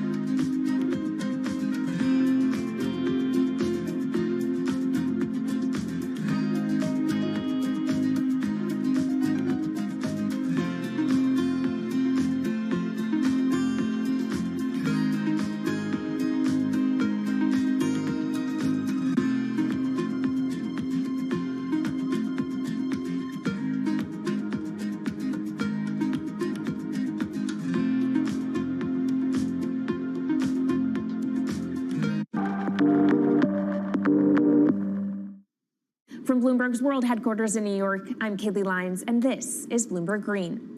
Now let's bring in Meredith Annex, our Bloomberg NEF hydrogen specialist, to talk more about how hydrogen could change the energy landscape. So Meredith, what place do you think hydrogen is likely to have in the future energy mix globally? Hydrogen's this incredible solution for us as we look to decarbonize because it's a perfect solution in areas that are hard to electrify. So where we like to think about hydrogen playing a role, it's in things like heavy industry, especially where you need a feedstock as well as energy source. and in things like dispatchable power, long-haul transport, maybe even shipping and aviation. That sounds great that it can be used for such diverse industries. At the end of the day, though, how much is this going to cost? Well, that's the amazing thing about hydrogen, because depending on how you make it, it can actually see significant cost declines in the future. So when we're talking about clean hydrogen, we usually mean green hydrogen produced from renewable electricity. And in that case, your hydrogen is almost as cheap as the renewables that are used to make it. So if you're in a place with really good renewable resources, you'll be able to have cheaper hydrogen. But even in places with less good resources, we think that hydrogen can be cheaper than $1 per kilogram, which is the price of unabated hydrogen today, and around $8 per million BTUs for those who prefer to think in energy units. And that can be achieved anywhere in the world by 2050, we believe. All right, so let's talk about kind of the pros and cons list. I don't know where cost fits into that, but what are the advantages to hydrogen over other renewables, and then what are the drawbacks? Yeah, main advantage is the fact that hydrogen can serve roles that electrons struggle with. And that's things like seasonal storage, for instance, or just anything where you need storability, where electrons are harder to store, hydrogen is going to be easier. That also leads to a downside, though, because hydrogen is less energy dense than the usual things that we use for storable energy today, like coal or oil or natural gas. So you will need more volume of storage to handle the same amount of energy. Let's talk about the viability as well and how it may differ in different geographies. What is your view on that? Yeah. So for green hydrogen, again, from renewable electricity, really places with the best renewable resources, things like Latin America or the Middle East, even Southern Europe, have really, really good potential for producing hydrogen. And then when you're looking at blue hydrogen, which is produced from natural gas or coal with carbon capture and storage, we do see that becoming more expensive than green hydrogen in the future, especially as renewable electricity costs come down. But that can be a viable option in places like the US Gulf Coast or Russia, where you've got good geological storage for the carbon, as well as ample natural gas that's quite cheap. All right, great breakdown. Thank you so much to our Meredith Annex, our Bloomberg NEF hydrogen specialist. And of course, you can get more from the Bloomberg NEF team on the terminal and online. And they've recently done a podcast called Hydrogen 101 as part of its Switched On series. So from iron ore titans pivoting to cleaner energy to talk of a hydrogen revolution, that's it from this week's edition of Bloomberg Green. We'll be back next week with a deep dive into the state of electric vehicles. And you can keep the conversation going by following us on YouTube, Instagram, and Twitter @Climate. I'm Kaylee Lines from Bloomberg's World Headquarters in New York, and this is Bloomberg Green.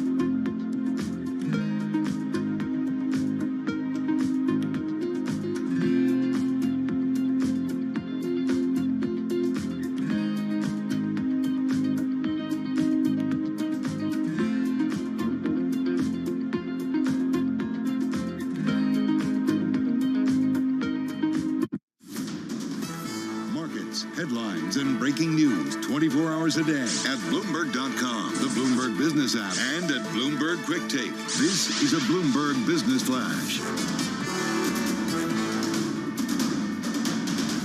From From Bloomberg World Headquarters, I'm Charlie Pellet. The Dow higher, S&P just about unchanged on the day. We've got NASDAQ on the minus side. Markets, though, ending the week on a positive note as equities gained and the Treasury curve continues to steepen following declines sparked by the Fed's plan for aggressive monetary policy tightening.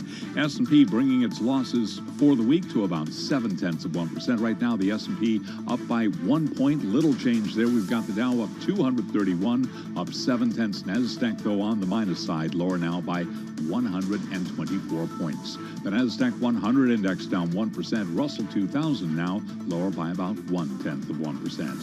10-year yield 2.70%. The 2-year yield 2.50%. Spot gold up 0.6%, up $10 the ounce now to $19.42, whereas West Texas Intermediate crude is rallying 1%, 97 even now for a barrel of WTI. Well, as for the economic backdrop and the consumer, Anastasia Amoroso is Chief Investment Strategist at iCapital. I think there's a real concern right now about a slowdown that is consumer-led because things are getting too expensive and consumers may potentially be in a double whammy situation where prices are high and the Fed is hiking rates, which is making all the interest rate sensitive parts of the economy really prohibitive as well.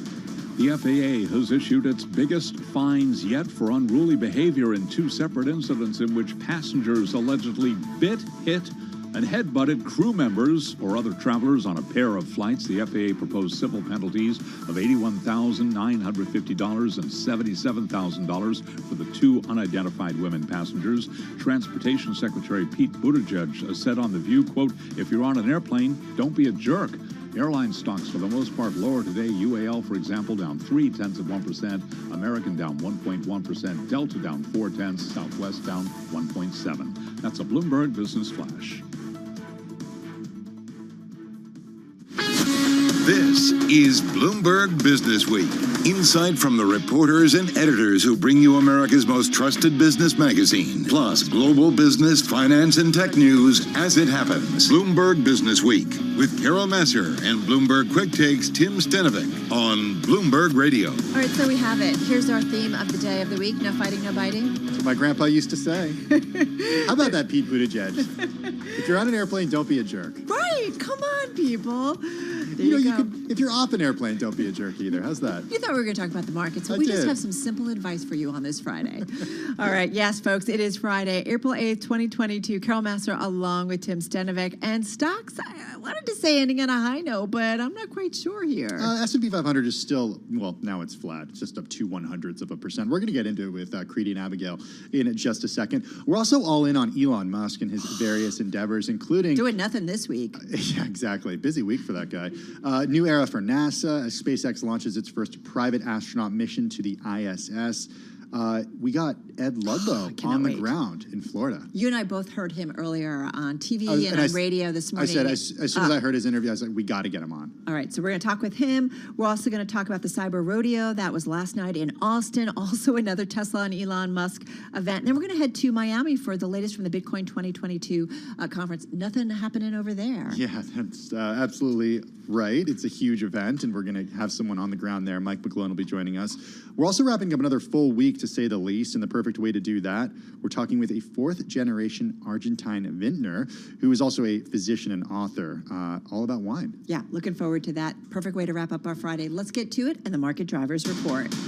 Well, let's set that Business Week agenda. As Tim mentioned, we've got Abigail and Creedy in the house. Abigail is markets reporter here, Abigail Doolittle, at Bloomberg News. Creedy Gupta, markets correspondent at Bloomberg, both in our interactive broker studio. Creedy, you have had a long, long day. You have seen all of the gyrations or lack thereof of the market today. How would you describe it? Boring, actually. I'm with you, I know, right? I mean, well, it's hard to say boring. How dare you? I know. Or thank you, because it's been so crazy. I might have jinxed it, guys. Just be prepared as we go into the close. But, I mean, the S&P 500 is flat. It started, you had a little bit of a pop at the open, but there's really no, in my opinion, at least Abigail can correct me, but I feel like conviction in the moves today. I think on a day where you see, say, 0.4% gains isn't really a day of conviction when you have, weeks and months preceding of over 1% gains daily, or losses, I should say. So to me, this is kind of a little bit of a boring day. That being said, I think it's very noticeable that tech is taking it hard. You do have the NASDAQ down 1%. To me, I think the most interesting quality maybe about everything you're seeing on your market screens is the VIX. We're looking at 21. At one point, it had dropped below 20. That below 20 is important, as Carol talked about earlier this week. Below and we 20 also talked about it with Crystal C. super important. It was actually my The chart president of today, the New we York talked about Stock this. Exchange Group talking about the importance in terms of the IPO market that CEOs and or companies that are looking to go public watch that VIX very closely, and especially when it comes to that 20 mark. Yeah, and the 20 mark is like the post-pandemic normal, right? 20 is in 2019, if you had said 20 is the normal volatility, I would have been like, that's a crazy number. That's a really high number. But post-pandemic, 20 is the norm. And during the war, it's been 25 and almost 30. It's down about, oh no, I was looking at the NASDAQ though. It is down a lot. Sorry, I was just kind of bouncing around here. All right, Abigail, come on in. Is it boring, Abigail? Is it boring? I would agree in terms of the stock action, it's probably boring. But what's so interesting, and I'm about to date myself, so the VIX, when I first started learning about the VIX many years ago, 20 was normal. That was the area where you want to see the VIX because it suggested there was a healthy amount of fear, but not too much complacency. And then the couple of years coming into this more volatile time period, there was so much complacency that 20 started to seem high, which was always strange to me because I thought of 25 actually kind of as where you wanted to see the VIX for a normal level of healthy fear. And, relative to some of the experts that I talked to on Options Insight, they're saying that the sentiment is more negative than the positioning, and that might be suggested by the VIX being sort of right at that Goldilocks, right around that 20 level. It's at 21, but, to me, anything above, if it goes above 30, then you have to, or if it seems like it's going toward 30. But the move that really gets me today, and it's the move on the week, bonds. I mean, yields are, I was starting to put together the weekly note. Check this out. The 2-year yield, not so much, up 5 basis points. The 5-year yield up 19 basis points. The 10-year yield up 33 basis points.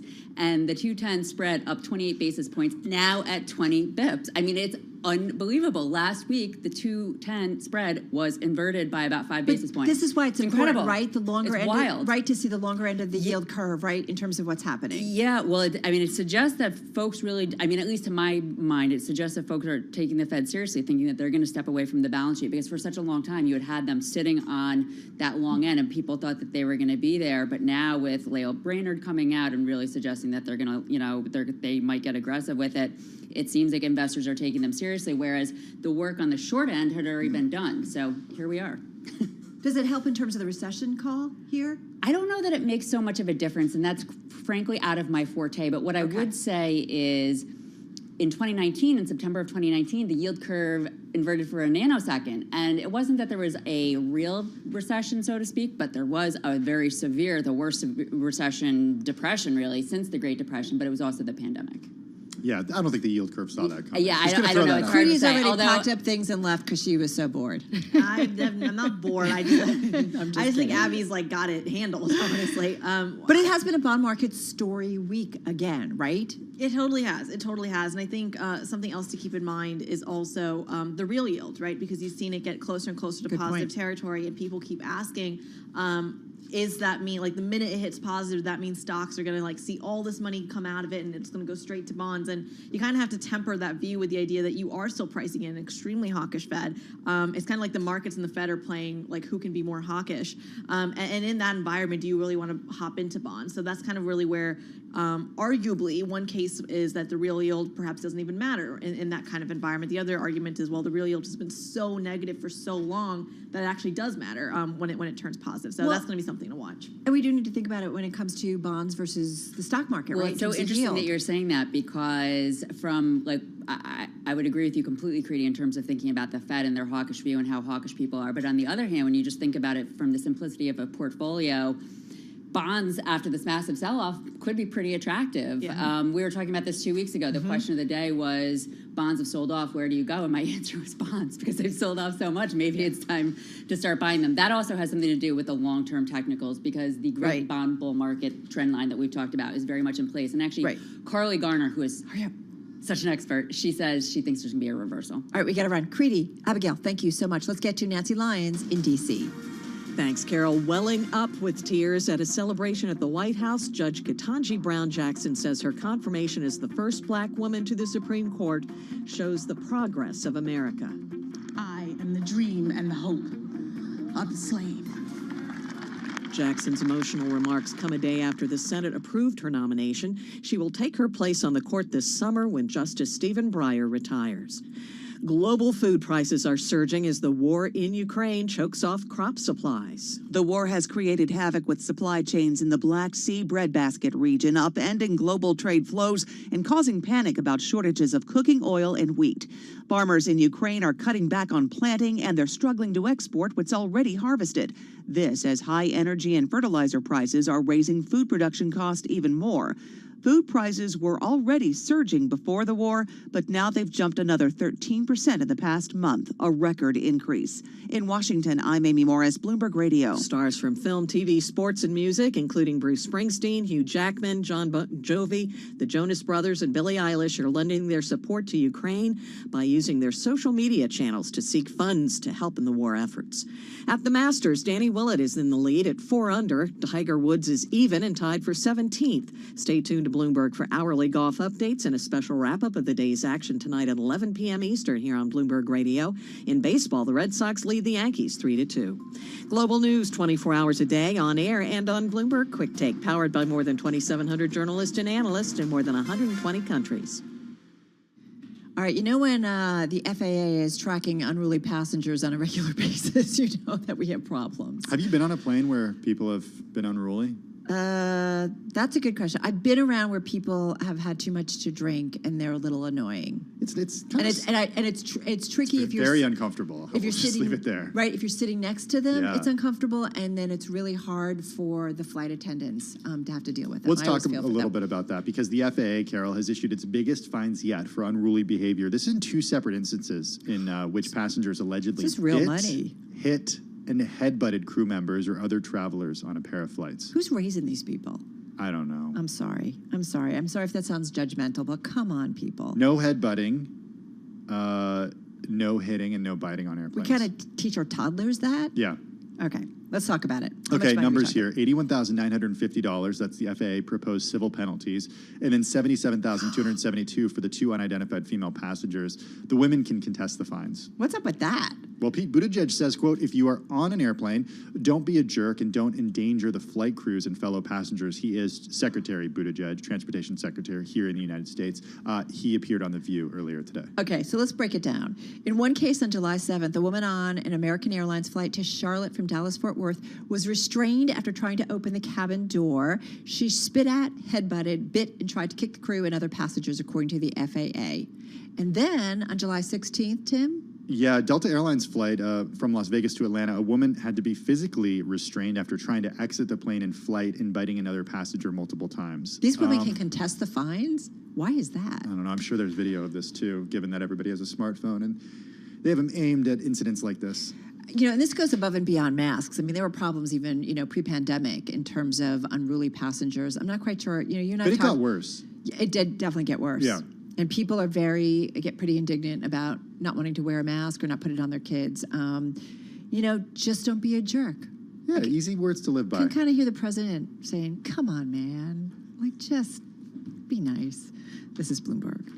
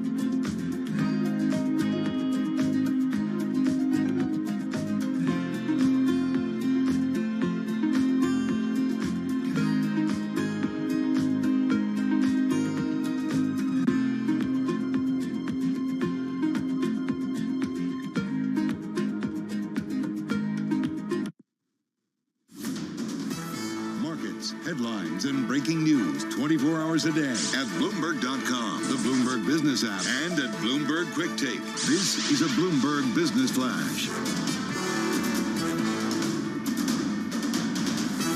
From Bloomberg World Headquarters, I'm Charlie Pellet. S&P 500 index does remain little changed, up by 0.1% right now, bringing its losses for the week to about 1%. Markets ending the week on a moderate note as equities pare back gains and the Treasury curve continues to steepen following declines sparked by the Fed's plan for aggressive monetary policy tightening. S&P up 4, up 0.1%. The Dow up 235, now up 0.7. NASDAQ is down 111, a drop there of 0.8%. 10-year's down 14.30 seconds. 10-year yield 2.71%. The 2-year yield 2.50%. Spot gold up 0.6%, 19.43 the ounce. West Texas Intermediate crude rallying 2%, 97.90 now for a barrel of WTI. Again, recapping, S&P up 4, up 0.1. I'm Charlie Pellet. That is a Bloomberg Business Flash. All right, Charlie, thank you so much. Well, over the next 30 minutes, we're digging deep into the world of space exploration and EVs, all with an Elon Musk connective thread. So right now, we want to talk about what's going on with that SpaceX Falcon 9 rocket carrying 4 private astronauts that lifted off at 11:17 a.m. Eastern Time from the Kennedy Space Center in Florida. Tim, it was the first private mission to the International Space Station sanctioned by NASA. $55 million per seat. But think about it. Wow, it's a big deal. That's a lot of money. It is a lot of money. It's not something that's also a big lot of deal, people. though, right? It's a Thinking huge deal. about what's going on. Let's talk about it with Ed Ludlow, West Coast correspondent for Bloomberg News. He finds himself now, though, in Cape Canaveral, Florida, where he joins us to talk about SpaceX launching its first private astronaut mission to the space station. Ed, that happened just a few hours ago. Where are these astronauts right now? Yeah, so they're in their orbit, right? They're now slowing things right down inside the capsule, and they're about 2.5 hours into a 20-hour journey to the International Space Station. And I can tell you, Carol and Tim, that they've taken off their spacesuits, their shiny white SpaceX spacesuits, and they've had their first space meal as they get some R&R ahead of that long journey. It's unbelievable. I mean, I feel like there's just so many ways to look at it in terms of space exploration generally, right? Private, public sector working together, and then, of course, there's a political aspect. So what's the historic moment? I think I heard you talking about the launch pad that was being used today. Well, yeah, so this Launch Complex 39A, it's the same pad that first took man to the moon, right? And it's, you know, without getting too carried away with ourselves, I spoke to NASA Administrator Bill Nelson, and he called today an inflection point, because what he, as under his leadership, what NASA has tried to do is pass the baton from public sector to private sector, where NASA doesn't have an infinite budget. The ISS costs $4 billion a year in terms of the US contribution to maintain it. So what they want is the private sector to step up, not just in the context of SpaceX carrying humans to the ISS. Today was the first all-private crew, no public sector or government astronauts. But they actually want the private sector to take over for the space station itself. And as you guys know, the ISS gets decommissioned in 2030, 2031. And their hope is that Axiom, this Texas-based startup, by that point will have built its own commercial private sector space station that will maintain and stay up in orbit. So what are these folks doing once they get to the space station? How long are they going to be there, and who are they going to be with? So everyone's been at pains to point out that they're not there for a vacation, although, you know, they kind of are. They've paid $55 million a seat for the opportunity, but they're going to be conducting scientific experiments. They're going to be conducting assembly, AI-related experiments, looking at the human anatomy and physiology in a zero-gravity environment. And they did almost 1,000 hours each of training for this mission, the 4 private astronauts. So they have prepared for this. And NASA's kind of excited, right, because they get access to the data generated up there. And I guess the other part of your question, Tim, my understanding is they could have dinner with the 3 Russian astronauts that are currently on board the ISS. Yeah, that's going to go well. Or is it? Like, so how does the backdrop of our geopolitical tensions tensions, it's war, let's just call it what it is, how might that impact that conversation or that meeting, or, you know, will it even happen? So it's at the discretion of the 3 cosmonauts to invite either the private Axiom crew, the 4 members, or remember, there's 3 US astronauts currently on ISS and a German, you know, so it's completely at their discretion. Bill Nelson, NASA administrator, told me he thought it would happen. Kathy Leaders, who runs space operation here as associate administrator, told me it would happen.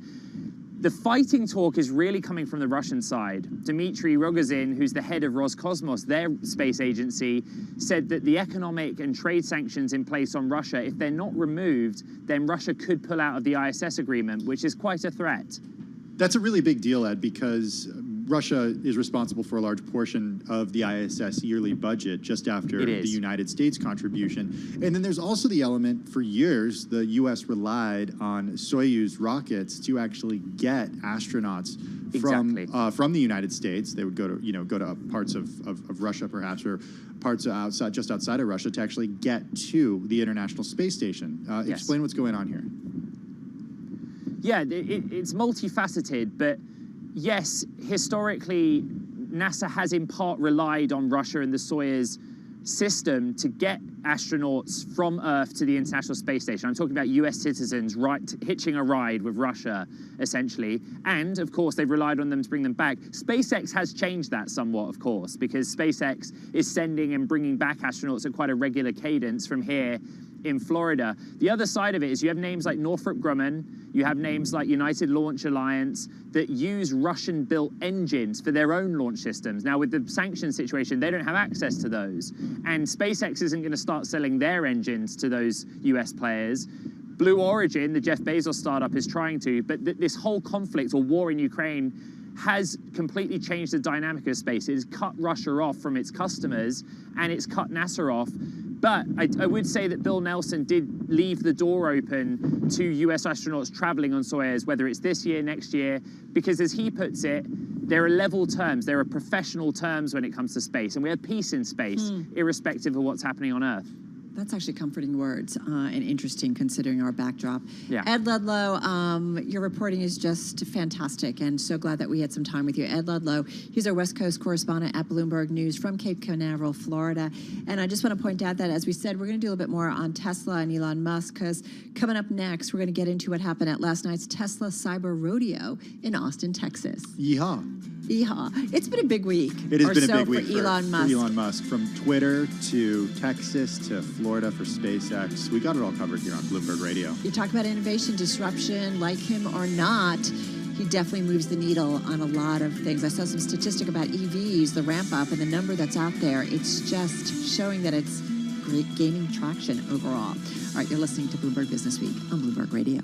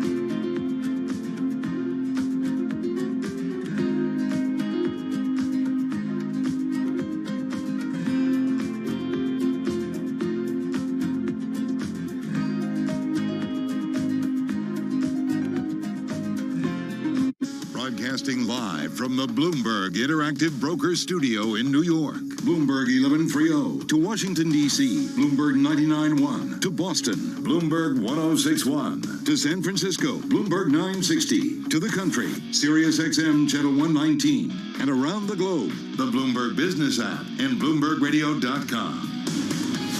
This is Bloomberg Business Week. All right, so we said we were going to lean in big time to Elon Musk and all things in his world, and that includes checking out what happened at the Cyber Rodeo Yeah, last I don't know night. if your Twitter feed is like mine, but you opened up Twitter last night, and it was all Elon Musk and this Cyber Rodeo happening last night. Was he on a Cyber Bull? I didn't see that. No, I'm just making it up. Okay, I didn't see it. I'm like, I was oh, asking, was he on a Cyber Bull? Not that I saw. All right, we know someone who was on the ground at the event, our own reporter, and we're going to get to him in just a moment. First, though, let's get a check of the trading day. Less than 90 minutes to go, Charlie Bella. Indeed, stocks trading mixed. Do want to begin with Tesla stock. It is down today after the big party in Austin last night. Tesla shares tumbling lower by 2.4%. Markets ending the week on a moderate note. Equities paring back gains. Treasury curve continues to steepen following declines sparked by the Fed's plan for aggressive monetary policy tightening. The S&P 500 index, after being higher for much of the session, on the minus side right now, down 7, lower little change, down by less than 0.2%. The Dow, though, holding on to gains, up 161 right now, up by 0.5%. Nasdaq down 160, a drop there of 1.1%. S&P, by the way, on track for a losing week. 10-year yield 2.71%. Spot gold up $11 the ounce now, up 0.6% to 1943. Crude up 0.6 now, 1943 on gold. West Texas Intermediate crude up 2.2%, 98.18 to be clear, 98.18 for a barrel of West Texas Intermediate crude. Well, as for the overall market backdrop, given the inflation outlook and the Federal Reserve, Esty Dweck is Chief Investment Officer at Flowbank. You have a Fed that's really trying to re-anchor those medium to long-term inflation expectations. They're trying to bring these 7-8% numbers back down. Hopefully into the end of the year, we're back towards 4-5%, down towards 3 for next year. But that it's going to be a very tricky balancing act because this soft landing is very difficult to achieve. Spirit Airlines says it will be holding talks with JetBlue over its $3.6 billion cash takeover bid that is threatening to disrupt a pending combination between Spirit and rival deep discounter Frontier Group Holdings. As for Spirit shares today, Spirit, ticker SAVE, down 1%, JetBlue down 0.6, Frontier up by 0.5%. Briefly, Rob Walton, the eldest son of Walmart founder Sam Walton, is planning a bid for the NFL's Denver Broncos, according to people familiar with the process. Walmart up today by 0.4%. I'm Charlie Pellet. That is a Bloomberg Business Flash. All right, Charlie, thank you so much. So we did promise you more from the world of Elon Musk. Last night, Elon and Tesla hosting a cyber rodeo at the company's new factory in Austin, Texas, and did a lot of things, including giving some updates for delayed products and more. We weren't there, but we know who was. Sean O'Kane is EV reporter for Bloomberg News. He joins us via Zoom from Austin, Texas. Sean, really good to have you with us on Bloomberg Business Week Radio. What was it like last night? Overwhelming. There was a lot going on, and not just in sort of the events and the concert aspect and all of that, and of course Elon Musk talking, but just being inside this new factory and seeing a lot of the stuff they've already set up and have pretty much ready to go. Well, and let's talk about this because this, you know Tesla well, and we talk about it a lot for such a long time. You know, he'd put out, estimates, forecasts, they wouldn't happen, and so on and so forth. We are waiting for the Cybertruck, the Roadster, the Semi. Tell us what we found out. And can we believe it? Well, I mean, how much time do you have? It was surprisingly a news light event for the most part. Elon Musk got up there and spoke for about a half an hour and really just sort of ran everybody through sort of the history of Tesla, an abridged version,